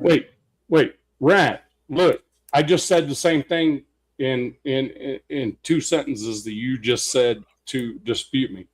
A nickel corner and a free safety, kind of the same thing in a 3-4. Kind of the same thing. So just stick with me here. But those are our needs, really, in the draft. Let's remember, we're not trying to win a Super Bowl next year. We don't need to sell the farm on things. Is Blaine? Yeah, is Blaine just? Thanks, Blaine. It's just that Raider Nation, everybody in here can tell you, the more you thrive on expectation, the more you're going to be disappointed. So the thing about it is, ask the Eagles. Yes. Or ask the Jets. Yeah, Jets exactly. Even worse. So what I'm trying to say is this. We have the staff now that are making great decisions. We have a scouting crew that is next level. We have our GM is out of this world good. I've liked what he said so far. I've liked what Spytek has said. He's just that good. He's learned from the best, dude. I mean, and you know what? Tom Brady don't care about that dude. He's a minority owner. He wants to help train a rookie quarterback. Great. Please do that. But be a minority owner, like really minority, like 0.5% of the business. It's not even a lot. Just be careful on expectation. Just need to fill some needs, see what happens. Boom. It's a G fam. Look, bro, don't make me Instagram like bomb you on this. God Family Raiders for Life's one of my good buddies. He likes to just like pop on there and just pop off on me, but he's good people. Hey, I just want to shout out some folks real quick, and it's not just Raider fans either. Big E Bronco, can't remember your first name, my bad. Big Raz is actually Ron Raspberry. Yep, called you out. Blaine Craig, always around when I'm around. Love it. Let's see. Drop Top Blazer, yep, he was around for the drama. And then, of course, G-Fam is always around for me, man. Facts. It's facts. So, but the thing about it is, for us, it's going to be best player available after we get that quarterback. Now, are next year's quarterbacks better? A lot of people are saying that. We don't know. We don't know. We have the first pick in the draft this year. Who's the best quarterback this year? In between the ears, size, strength, everything he's accomplished at Indiana University. How is that not what you do? I don't get the thought process of let's trade back. Okay, so what are we going to get next year? Arch Manning?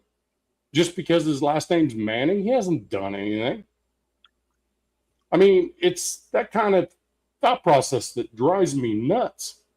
This dude won a Heisman, won the freaking national championship, on his back several games at the very last play of the game, and it was on him. I'm not going to date you. I'm not going to date you, Blaine, but I appreciate it. But you understand what I mean. I'm just messing with you. Hey, it's probably the only Charger fan he knows. Oh, drums. I'm just saying. But the thing about it is, you can trash it. You can do whatever you want. As a Raider fan, you can do whatever you want. But the thing about it is, we're not going to a Super Bowl in the near future. If we, I don't know. I mean, look, Super Bowl. Look, these turnarounds in modern NFL don't take a decade like they did back in the day. Right, but but everything aligns. Everything's great, and we've worked that direction. Great, but what happened to the Commanders when they got Jaden Daniels? They went to the NFC Championship, got beat, and you haven't seen shit from them since.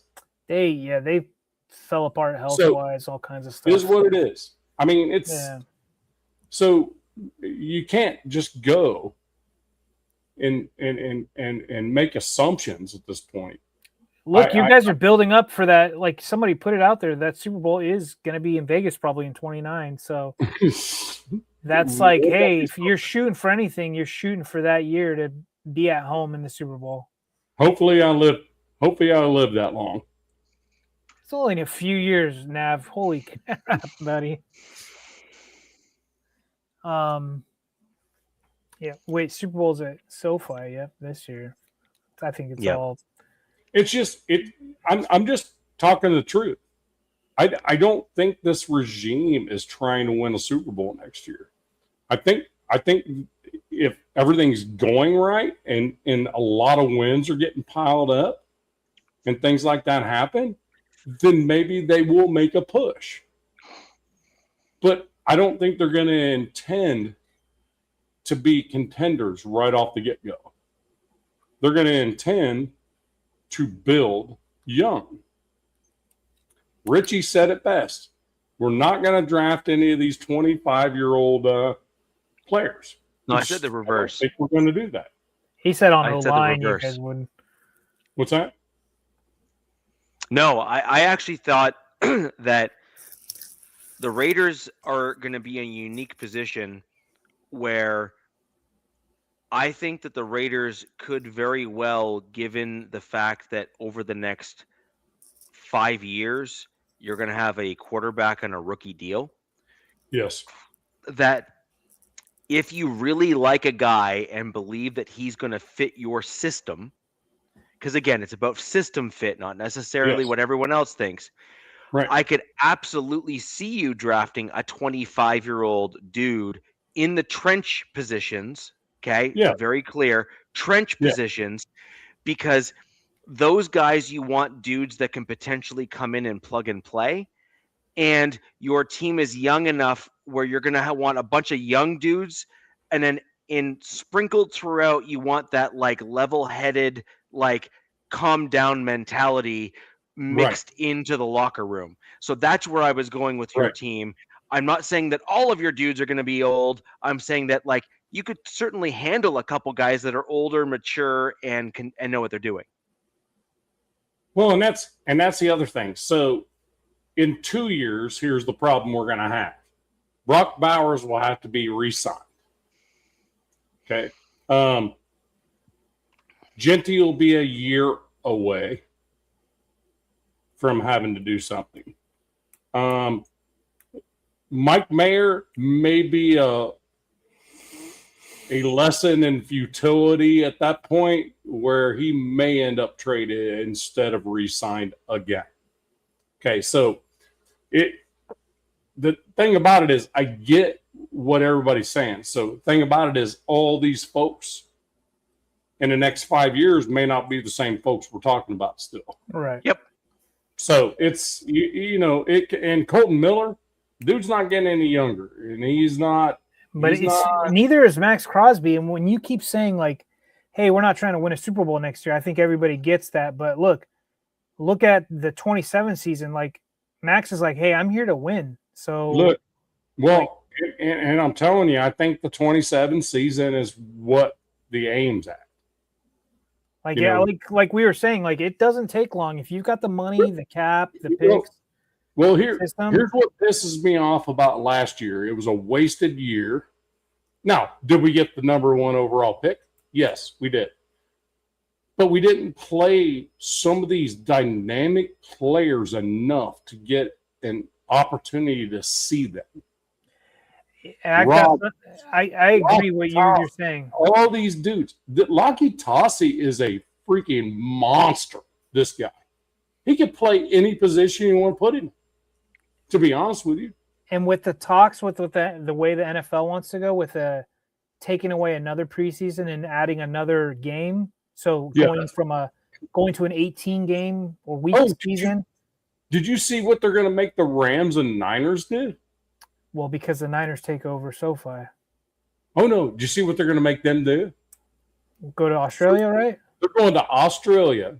Yeah. 16-hour flight. I can tell you, it's a 16-hour flight to Australia from the West Coast. Screw all that, but yeah. 16-hour flight. You get there, you deal with that jet lag, because it's almost 12 hours difference between the two countries, right? So you get there, you have 3 days to prepare for a football game. You play a football game at 10 o'clock in the morning their time, which makes that like 8 o'clock our time or something at the particular time. So then they want them to get on a plane, again, 16 hours back to the West Coast, and prepare to play on Sunday the following week.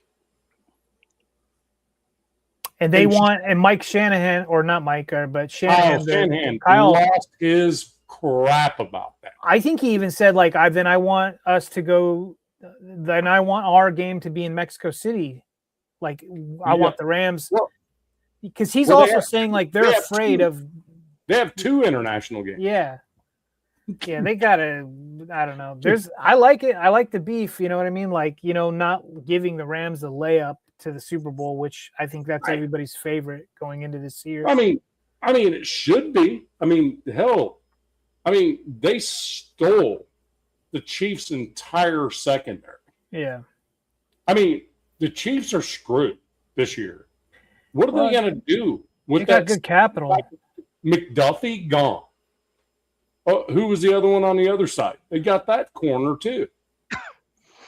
What the heck is that other guy's name? It's McDuffie. Rams don't care about draft picks, man. They're just trying to win a Super Bowl today. Dude, they're even like in talks in the trade talks for another wide receiver. And I'm like, I mean, that's crazy. Well, Nakua. So I think you told me Nakua Puka Nakua's got a issue he's going in treatment for or something. Yeah, he's going. That just came out before the show. He's going to rehab. I mean, the dude's. I don't know. I know nothing. I just have heard him talk, and he's a young kid, and it's a mental rehab thing, though. It isn't like a substance thing or something. Sure, I have no clue. I have no idea. But I mean, he's a great athlete. I'll say that he's a fantastic wide receiver. Dude does not miss a football when it's thrown to him. No, dude's great, man. He's a stud. But yeah. But I mean, the thing about it is the entire NFL is in a really crazy whirlwind with all the international stuff because it changes the dynamic of your next game. Yeah, I'm not a fan of it. They're like even saying that I think they're changing the definition of short weeks as well. Like if you have a game on is it Thursday or Friday? They're not. If you have a Thursday game, you will not play again till the following Sunday. Or they're saying that it's not a short week or something. I don't know. It's but they didn't say that if you play on Sunday, you won't play on Thursday. So that was my rebuttal on that. I'm like, wait, so if you play on Thursday, they said you will miss the following Sunday and won't play till the next Sunday, but that doesn't mean that you don't play on the following Thursday after that. What I was kind of getting at is, you were talking about like the Raiders. You were like, it was a wasted year. There's a lot of prospects we didn't get to see. And, the time you see these guys mostly is preseason, right? And we all remember, we're old enough to remember it used to be 4 weeks long. They cut it down to 3, which I think 3 is fine, right? Like, makes sense. The old way they used to do it was, the 4th game would be absolutely all backups, right? Like the 3rd game was the starters would play almost like a half or something. Well, now it's like it's going to get to the point where there's 2 games, and then like, do they even do preseason? It's getting to that way. The NFL just wants the season to be like they have to do preseason. I mean, at the end of the day, at some point, one of 2 things has to happen, right? Either the NFL is going to go kind of full 2-tier, where they're going to actually support a secondary league, like in its entirety, and have it become a junior league, etc. Or they're going to have to stick to at minimum 2 preseason games. And the other thing, what's going to matter really pretty aggressively is, those scrimmage games that each teams like to do now in terms of the preseason stuff. I was going to say that. That needs to go away.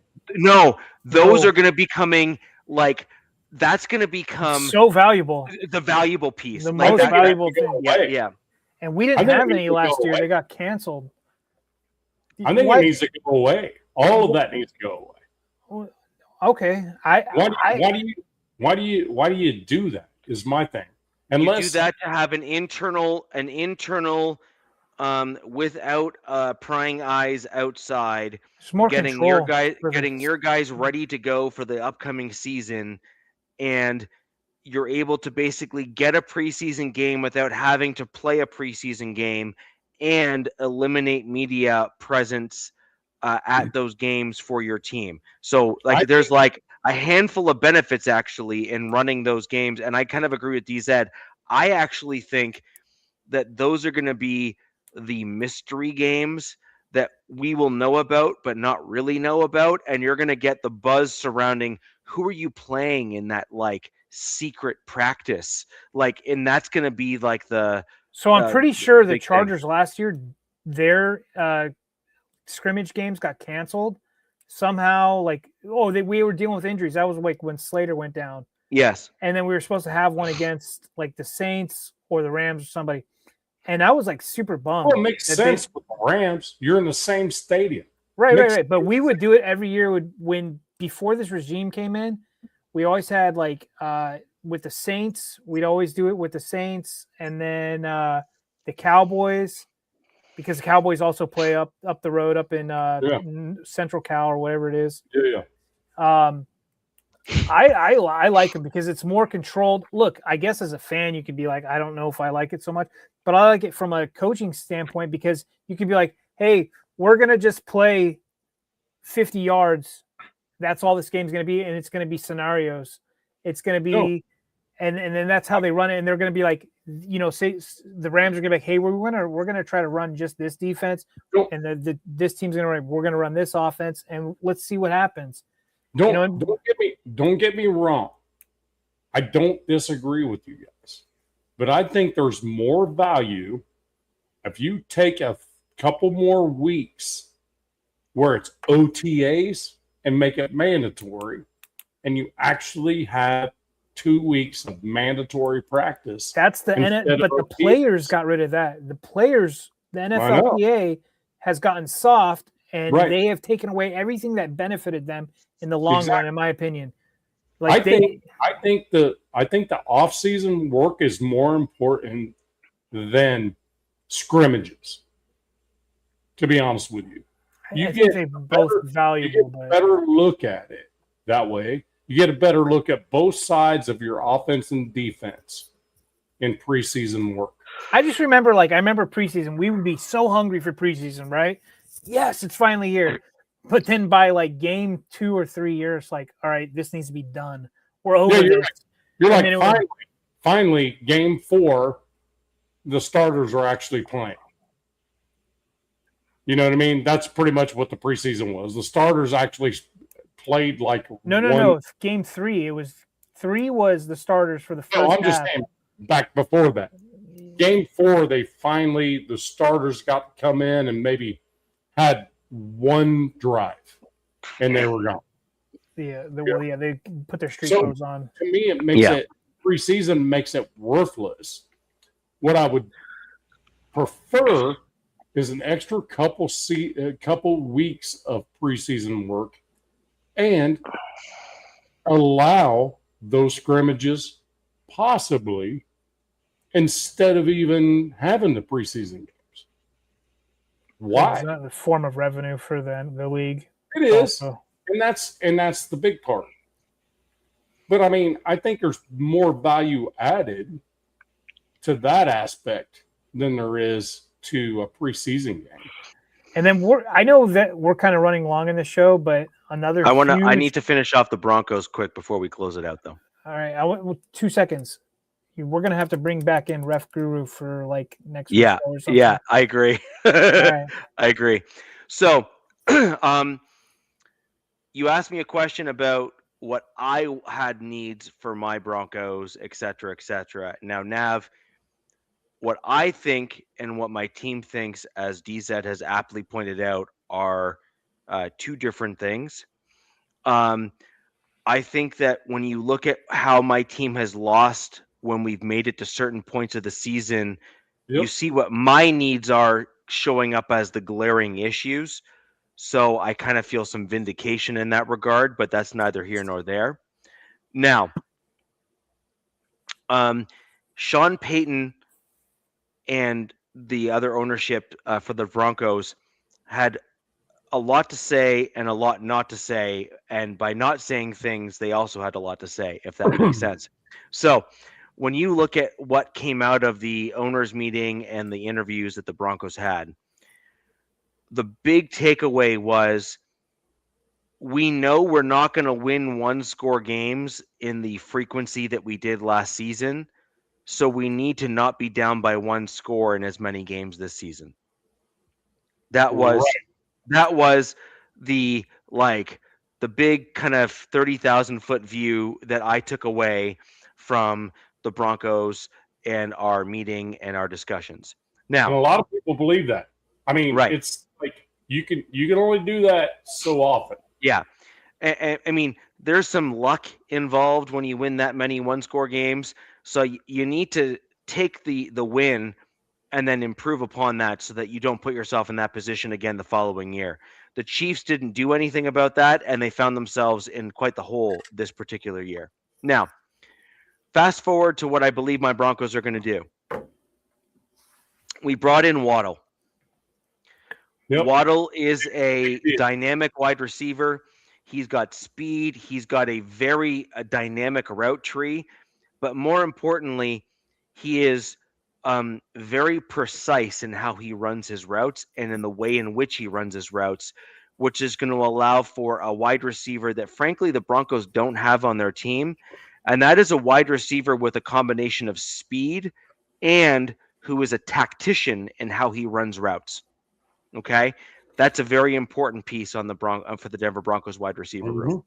Now, the Broncos severely struggled in the running game this year once we lost J.K. Dobbins. So, if I am going to sort out and read between the lines, I believe my Broncos are going to be looking for one of two types of players in the first round in this year's NFL draft. Where are you guys at? 22? Sorry. In the second round, rather, is our first round pick, air quote, because we traded away our first round pick for Waddle. So, got it. So I believe that my Denver Broncos are going to target one of two position groups depending on who's there in the NFL draft this year. I believe that in our second round pick, we're going to pick either on the offensive side of the ball, we're either going to pick a running back or a dark horse wide receiver. Now, I think that the only position that will supersede both of those positional groups in the second round for my team is going to be if like a Caden McDonald slips to where we're at in the second round, and then the Broncos are going to run up that draft pick so quick to the front that we're going to draft someone like that because he's going to be a difference maker in the interior defensive line. Right. And I think that someone like that will basically be our second round pick. Now, assuming that someone like him is not there in the second round when we pick, just assuming, I believe that the Broncos are going to look at Katron Allen out of Penn. Yeah. Mike Washington, if he's there, and Nicholas Singleton, if they're there, in the second round of this year's NFL draft at the running back position between those three players. I just did a mock draft with the Broncos, like a really fast one. Mm-hmm. And Mike Washington went to the Chargers at 55. Makes zero sense to me. Zero sense. So the reason why I have those three guys there is because they all ran good 40s. They all had good 3-cone drills. They all pass pro. They're all at around 6 foot, 6'1", 5'11" in that range, and they can all run the football and catch. Sean Payton's offense requires that you can kind of both pass pro and catch the ball if you actually want to do well in this offense. Yes. And Davis Webb, to be clear, is not going to be making wholesale changes to Sean Payton's offense. It's just not going to happen. Davis Webb is going to add a couple plays that are of his own making into Sean Payton's offense. Davis Webb is really just going to simply call the order of plays in this offense, and that is going to be the difference between Sean Payton and Davis Webb. Now, those are the running backs, and I firmly believe that the running back is probably going to be our target in round 2. However, if the right running back we believe will be there in round 4, or even if we plan to maybe trade back up into round 3 with some packaging of picks or whatever, or if on the off chance we plan to Richie, look at what you're saying is making sense, but I'm like, I'm like just playing around. You got Caleb Banks, Oscar Delp, or Skylar Bell, all right there. That would be your first pick in this draft for the Broncos. Huh. So you got the tight end Oscar from Georgia, who a lot of people really like, who think he's going to be a better in the NFL. Caleb Banks, like that's Caden McDonald, but could be freaky. And then you have Skylar Bell, UConn wide receiver. I think his 40, real quick. Still Yukon though. Yeah, I mean, Yeah. that's true. So I'm just trying to guess 40. Oh, he's a 4-4 guy. Okay. yeah. So so I'm going to finish off where I'm at with that. I'm not sure that the Broncos are going to want to go tight end in the second round. I'm not sure if we're going to want to aim for a guy that high at the tight end position, unless it's the other guy. So I got you guys Caleb Banks, and then with your next pick, it's Katron Allen, the running back from Penn State. Look, I would not be upset if that's the order in which we get them. So Katron Allen is actually one of my favorite running backs in this draft. For my Denver Broncos, he's one of my favorites because I think he's got a great popped up mix. on this draft that I'm doing. That's pretty freaking dude. So either way, those are some guys. But I have another dark horse that could come up for my Broncos. Now, whether or not that's at the second round pick or something else, Casey Concepcion, if you want to go all French Hey, on come on, there you go, you got it. Yeah, so I could actually say it properly because I'm Canadian. Blaine, I am Canadian, so I'm probably like your fifth favorite Broncos fan now, and that's fair enough. But it is what it is. So when you look at wide receivers and versatility and where the Broncos might be willing to take a flyer, the Broncos are going to want to focus heavily on the offensive side of the ball, in my opinion, because I believe that they see that as a weak spot on the team. So tight end, running back, and wide receiver to bolster a combination of size and speed. Depending on which position, you can kind of ebb and flow which one is the most important.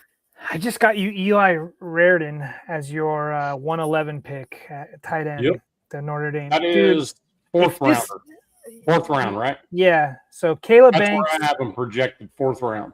Caleb Banks, Katron Allen, and Eli Raritan. I just did all Broncos. I'd be pissed. I would be pissed if you guys got this. You need to look up. So I would not be upset if that's the draft that we get. Richie, you need to look up Eli Raritan, though. No, I know who he is, and that's fine. I have no problem with that. But my point is that we need an immediate guy at our second round pick that can immediately make a difference. Well, that for you guys, it's got to be a running back.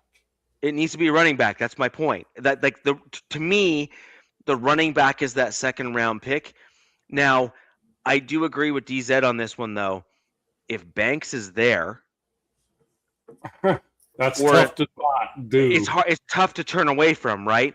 And if McDonald is there, that's even tougher to turn away. They had the Chargers in that mock I did. They had the Chargers grabbing K. McDonald in the first round. But that's my point, right? Is that if these guys are there because of the way that the draft board kind of ebbs and flows, I think the Broncos would have a hard time turning away an interior defensive lineman that can also rush the passer, because those players, when you look at their total value to the team, like overall total value to the team, if they end up hitting on that guy in the second round, the cost differential between what you have to pay a guy in free agency to hitting on a guy in the draft and having him start and play and excel right away, you're talking a price differential of like $18 to $19 million.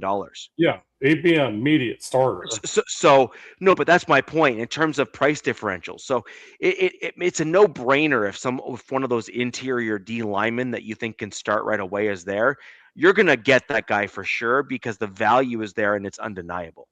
Hey, DZ, where'd you have Mike Washington in the third? That they had him going to the Chargers at pick 55. Like I'm like, that would be something. That would be a Harbaugh thing, which would piss me off because that means, that they're not having even though they re-signed Vidal and then they brought over Keaton Mitchell, and then they have Omarion Hampton, and then you're bringing in another guy. I'm like, I don't know, man. This is Mike what Washington's a freaking beast, though. I'm sure he is. I'm like, dude, we have other things that we need to address. I But mean, I'm doing a fun mock. It's a Smith. It's a I'm- Smith. Yeah, I'm Doesn't doing have that flashy name. I'm doing a quick mock while you guys are talking for the Raiders, and your guys' second pick, Caden McDonald is right there, and I'm like, why would you pass him up? No, even if never DeSantis, it's like I would either grab him, Chase DeSantis, or Denzel Boston, or the Toledo safety, who would be killer for the Raiders. that would be that free safety that we need. Right there. So overall, just to kind of close out my Broncos side, my head coaches, the upper management have kind of, I'm not going to say they've tipped their hand, but they have certainly made it abundantly clear that they are well aware that they cannot run it back with just the offensive players that we have right now on the team. And so I firmly believe that it's going to be one of three position groups with our second round draft pick. It's going to be tight end, running back, or it's going to be someone like Casey Concepcion, who is injured, like he's coming off an injury, and as a result of that could slide back to where we're at in the second, just because teams don't want to risk or they don't want to accept a guy who can't play right away. And I think the Broncos are in a somewhat unique position from a talent perspective that they could absorb someone like that on their roster to have that as a long-term benefit. So that's where I'm at. That's where I'm at with the overall draft. So I think for my Denver Broncos, I think that in the second round we are going to go after a running back, number one. Only exception to that as the number one is if like top tier interior defensive lineman is there, and then that inverts. IDL then becomes the number one. And then a flyer at wide receiver or a top tier wide receiver would then also fit into the second round pick for my Denver Broncos as well. Ooh. And a tight end would be another thing. Is that confirmed, Biggie? Yes, that's his thing. He's an up-tempo guy. Yeah. That's going to be interesting because that's going to really stress defenses for home games. Yes, it is. Yeah, for sure. 100%. And then sorry, just one other quick thing here. The Broncos are uniquely positioned a little bit this year in the fact that Riley Moss, it's likely that the Broncos aren't going to have the cap in order to bring him in as a long-term fit for the team. Your guys' cap is kind of skewed. There's something I was going to send you, but go ahead. I'm going to franchise tag him. Well, we may well do something like that, but the problem is that I don't think we're going to have the cap in order to keep him long-term, because I believe that our goal ultimately is to try to bring in McMillan as the long-term option. We're going to want McMillan to sign to a long-term deal to solidify the nickel cornerback, which is then going to have us use Jade Barron as the replacement outside corner to replace Riley Moss, which would then potentially open us up for a draft day trade for Riley Moss for, say, this is my prediction, just for what it's worth. I'm going to say a third-round draft pick to backfill the third-round draft pick we gave up to get Waddle. And my prediction is we're going to swap for another team's 5th or 6th, and we're going to swap one of our 7ths. So it's going to be either a 7th for a 5th or a 7th for a 6th. And that's going to be the trade for Riley Moss. So we get 2 picks, and then they get Moss. So we get their 3rd, and we get a pick swap as a secondary pick for our team, and then the other team gets Riley Moss. And that's what I predict for the team. Comp pick from the other team.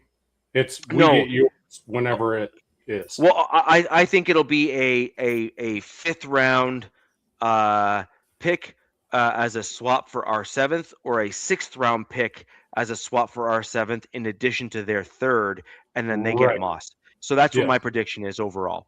And Gotcha. and That's and that's a hot take, bro. That's a and hot take. well, because I just don't see us having the cap rather, to pay another I sent you corner. something on X, by the way, about your money, your future money. Yeah. I just don't think we're going to have the cap in order to maintain Moss on the roster, especially given the fact that it's in our interest to extend Bo Nix sooner rather than later. Yeah.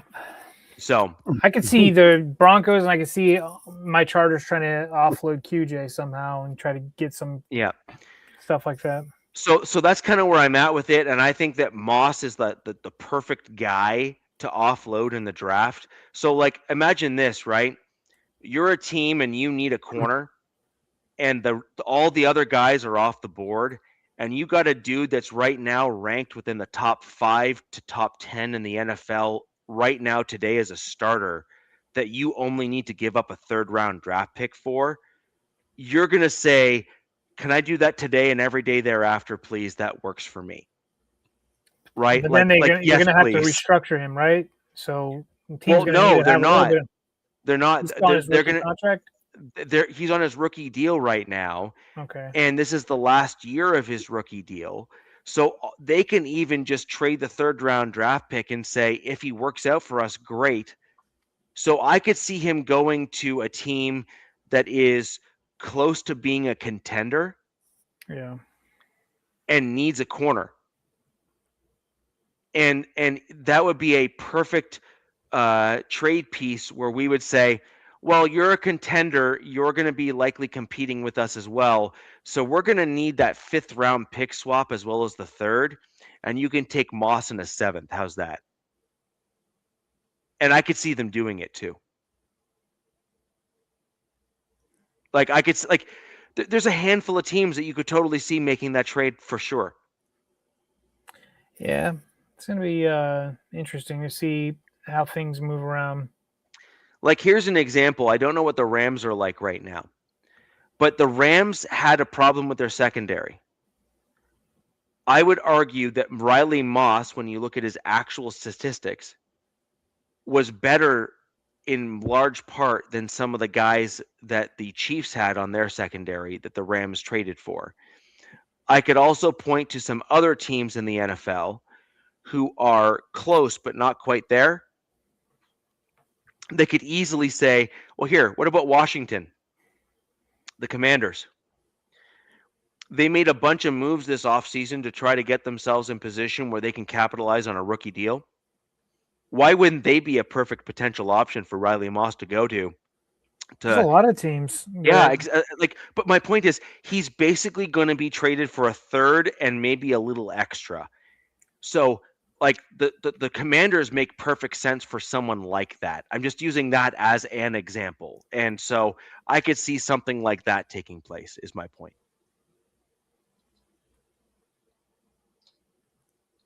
That's my point. And I just don't believe that the Denver Broncos have the cap space available to us to sign him back, so why not? Like why not get something for him while it makes sense? Because we are contending now. We have Jahdae Barron already waiting in the wings, and we have there's a devil's advocate though, but they don't need to get rid of him right now. They could still, because you guys were this close. You know what I mean? They're like, we're going to double down and try to run it back. You know what I mean? Entirely possible, although I would also argue back on that Riley Moss has a reputation that I think is going to be difficult to overcome so long as he's with the Broncos. And because he was picked on so thoroughly because Pat Surtain is on the other side of the field, I think the Broncos are better suited to trade him for what they can, better bolster and get better players on the team to like fill out the offensive side of the roster so that we're not wholly and solely reliant on the defense, and allow the depth on the roster to raise their level of play so that we can continue the tradition that the Broncos secondary has had over the last 3 to 5 years of being arguably one of, if not the league's best. In just generally speaking. Secondary, yeah. Yeah, exactly. And so, Defenses too. yeah, exactly. So I think we have Turner Yell, we have Jade Barron, we have Pat Surtain, we have Jaquan McMillan. So we have 4 guys right there in the cornerback secondary room that are poised and ready to go right now today. Well, he was getting picked on because he was from the Caucasus Mountains region. Yes. Well, if you actually look at the penalties that were called against him, arguably, if we're going to be perfectly honest and blunt, they were not really called on most other cornerbacks in the NFL. He might have just got highlighted. You know what I mean? Well, that's what I'm saying is that he did For some one dumb reason or another. See, Biggie, the one thing that I think is missing, though, and this is an important piece of the puzzle here, Riley Moss did some really stupid things when he was a rookie. And I mean objectively stupid things as a rookie. And I think that gained him or garnered him a reputation with the Denver Broncos, which then had him overly scrutinized every year thereafter. And if you think that's bad, just wait. If the NFL doesn't figure this out with the refs, it's going to be way worse. Dude, yes, I do not want to think about that. We're talking about a 4% difference in opinion on their race. We're crying out loud. Just give them the 4%. You're a $120 billion business. I'm pretty sure you can pay your refs another 4%. They're asking for 10. You said 6.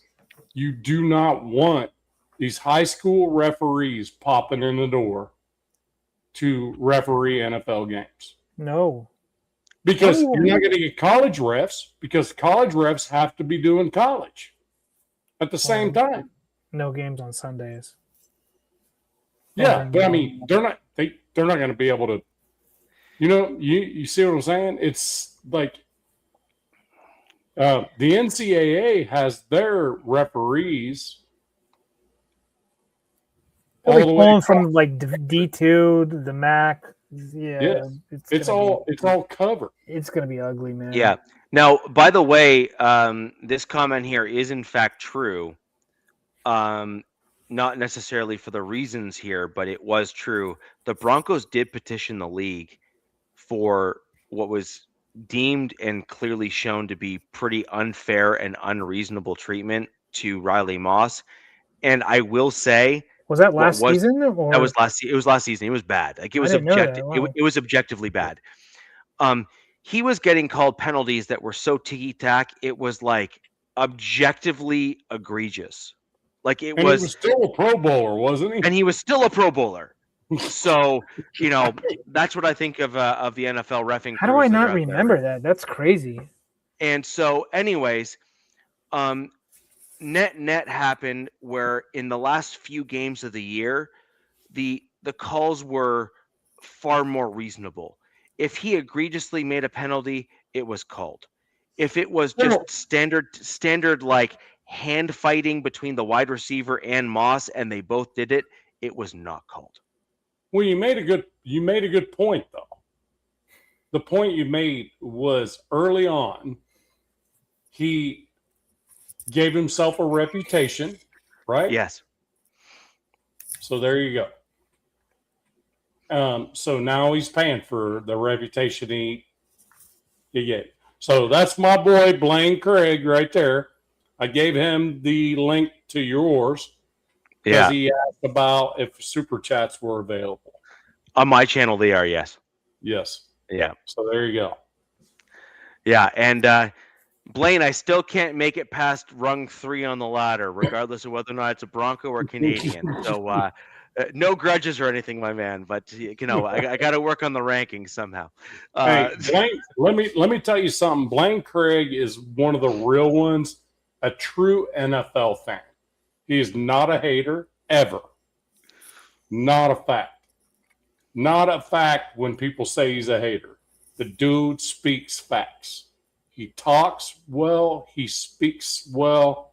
He talks about things that he knows. And him being a Raider fan makes me super proud, man. It's amazing. I actually think Big E is correct on this one. And I'm a fan that the refs are saying no. Yeah, same. No, that's not true. That's not true what he's saying. Oh. They said either you make us full-time employees or you give us a 10% raise. The NFL said we're going to give you a 6% raise. I heard that. I heard that out of the horse's mouth today. Does the public know how much these Muppets get a year for only working But the thing about it is, what's 4% for the alternative? Is my point. You know what I mean? They already make a ton of money, and they're double dipping. If that's what too. Yes, they're already working in their own jobs. Somebody ran down the refs careers, and at the top, it's insane. I mean, yeah, you have some lower end people, but dude. Thanks, Blaine. That's awesome, dude. Made me look like a freaking champion, dude. I appreciate you, brother. Yeah. So overall, my general thought process is based on my Denver Broncos and what's publicly available is we're in the 80th to 90th percentile that our second round pick is going to be offensive focused. And in the 80th to 90th percentile, it's probably going to be one of wide receiver, running back, or tight end, not necessarily in that order. I actually think running back will be at top of the list. Wide receiver and tight end will kind of be like a 2A, 2B kind of thing in terms of whatever's available. And that's my general consensus. Now, the Broncos could shock me and surprise me and go a completely different direction.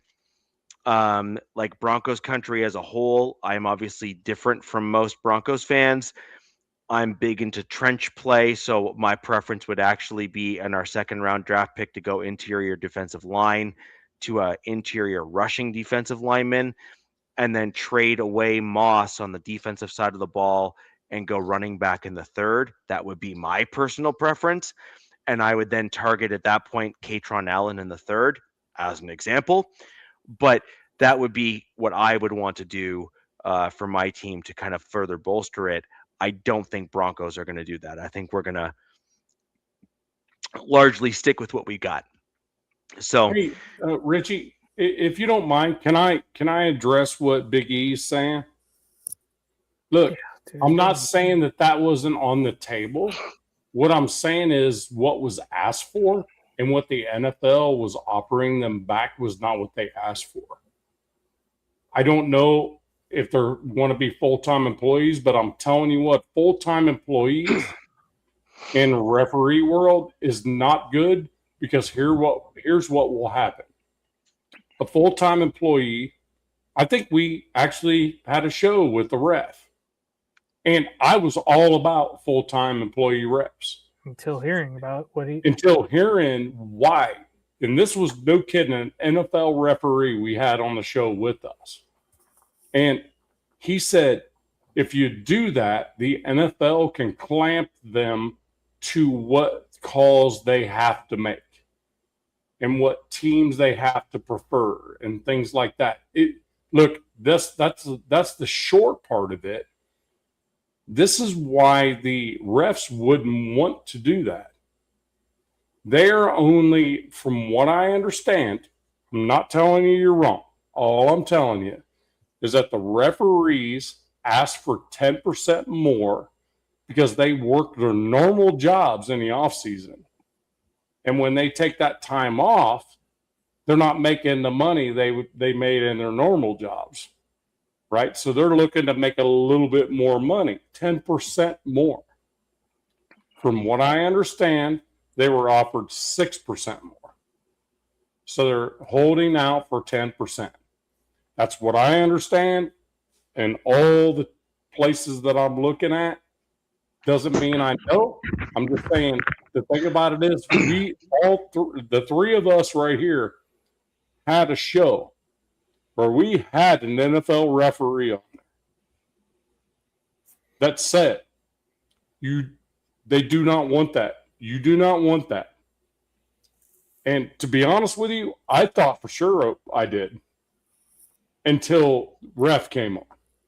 Yeah. Like, okay, well, that's different. Okay, now I understand. Because now that you're a full-time employee with the NFL, okay, the NFL, Roger Goodell, or whoever's in charge of the referees can say, look, we're going to be a little bit more relaxed on the holding calls this week. Yeah. Yeah. Don't call that. That type of stuff. I'm like, damn, I didn't even think about that. So it's important to point out why the refs wouldn't want to. I always just think in the back of my head that the NFL is not registered as a sport; it's registered as an entertainment. Yeah. Anytime I think of full-time refs, I'm going just red flags, like alarms and whistles are going off in my head, and I immediately think of like WWE or something. And I go, ref told us that, and I'm like, I do not. Yeah. I mean, I was like, okay, damn, you just changed my entire focus on this whole deal. Yeah. So. Yeah, and like as an example, like the NHL and all these other leagues are registered as like sports, so they're trying to stay as close to the pure sport as possible, and they advertise that that's what their aim is. But the NFL hasn't actually pretended that they're trying to stay to like the pure sport of football. They have actually registered themselves as an entertainment organization, and I think that's why we're seeing deviations actually to try to become more offensive focused and less defensive focused, because they're wanting the whiz bang. They're wanting the flash and whatnot. And Al Davis would love it. Al Davis would love the whole idea. Exactly. And I think that's fair. But I think the problem is that the defensive players on the field are not having it, and they're just elevating their play to make the offensive players not look as good, which is a credit to the quality of athletes that are out there. But at the net, the rules are 100% in favor of the offense and detrimental to the defense, including, by the way, the NFL's fine structure, which is absolutely a dog's breakfast when it comes to how they're negatively impacting defensive players at the NFL level. Yeah. However, we digress slightly, and we're moving away from the draft discussion we've been having. Overall, I've kind of given my general opinion on the Denver Broncos, and I think that we're going to largely see an offensive-heavy draft based on the comments that have been made by the senior management team on my Denver Broncos. DZ has given his opinion on the Chargers, and Nav his opinion on the Raiders. And that'll do it for the show as we round out here for the Wild Wild West on this Wednesday, April the 1st. Always a pleasure, fellas. Yeah, always Wednesday, April the 1st, which is going to be, I think we're going to have some really interesting times coming up in the NFL, and it's going to say a lot about the mental mindset of our various teams. Hold on. Mendoza was in a car accident. Yeah, I'm not falling for that BS. I knew something was happening because I was like, when Richie said the date, I was like, somebody's going to come up with something real quick. Yeah, I'm sure he was. A little late in the day for nonsense like that, Nav. But anyways, next week we're gonna be getting into some other stuff. I think we are gonna see if we can't maybe get some of the ref information here on the show to kind of balance out what's going on. I'm gonna try to reach out to a couple of our contacts that we all know to get some additional information if it's possible. That would be lovely, in my opinion. I think it's very targeted and pointed, as it were, in terms of the news that's coming out. And then, of course, we're going to be yet another week closer to the NFL draft at that point as well, where we're going to have some interesting pieces from pro days, certainly more so than we have today. But ladies and gentlemen, that'll do it for the show today. Where next week, where the West Side is the best side, we're going to see you then. Peace. Fast lane when I pass in the street, bag of money in the passenger seat. Tempo's been asking for me on the road from the west to the east. Way up, I might never come down, cause the coast racking up the flight miles. So high, I might never come down, so what, this is my lifestyle.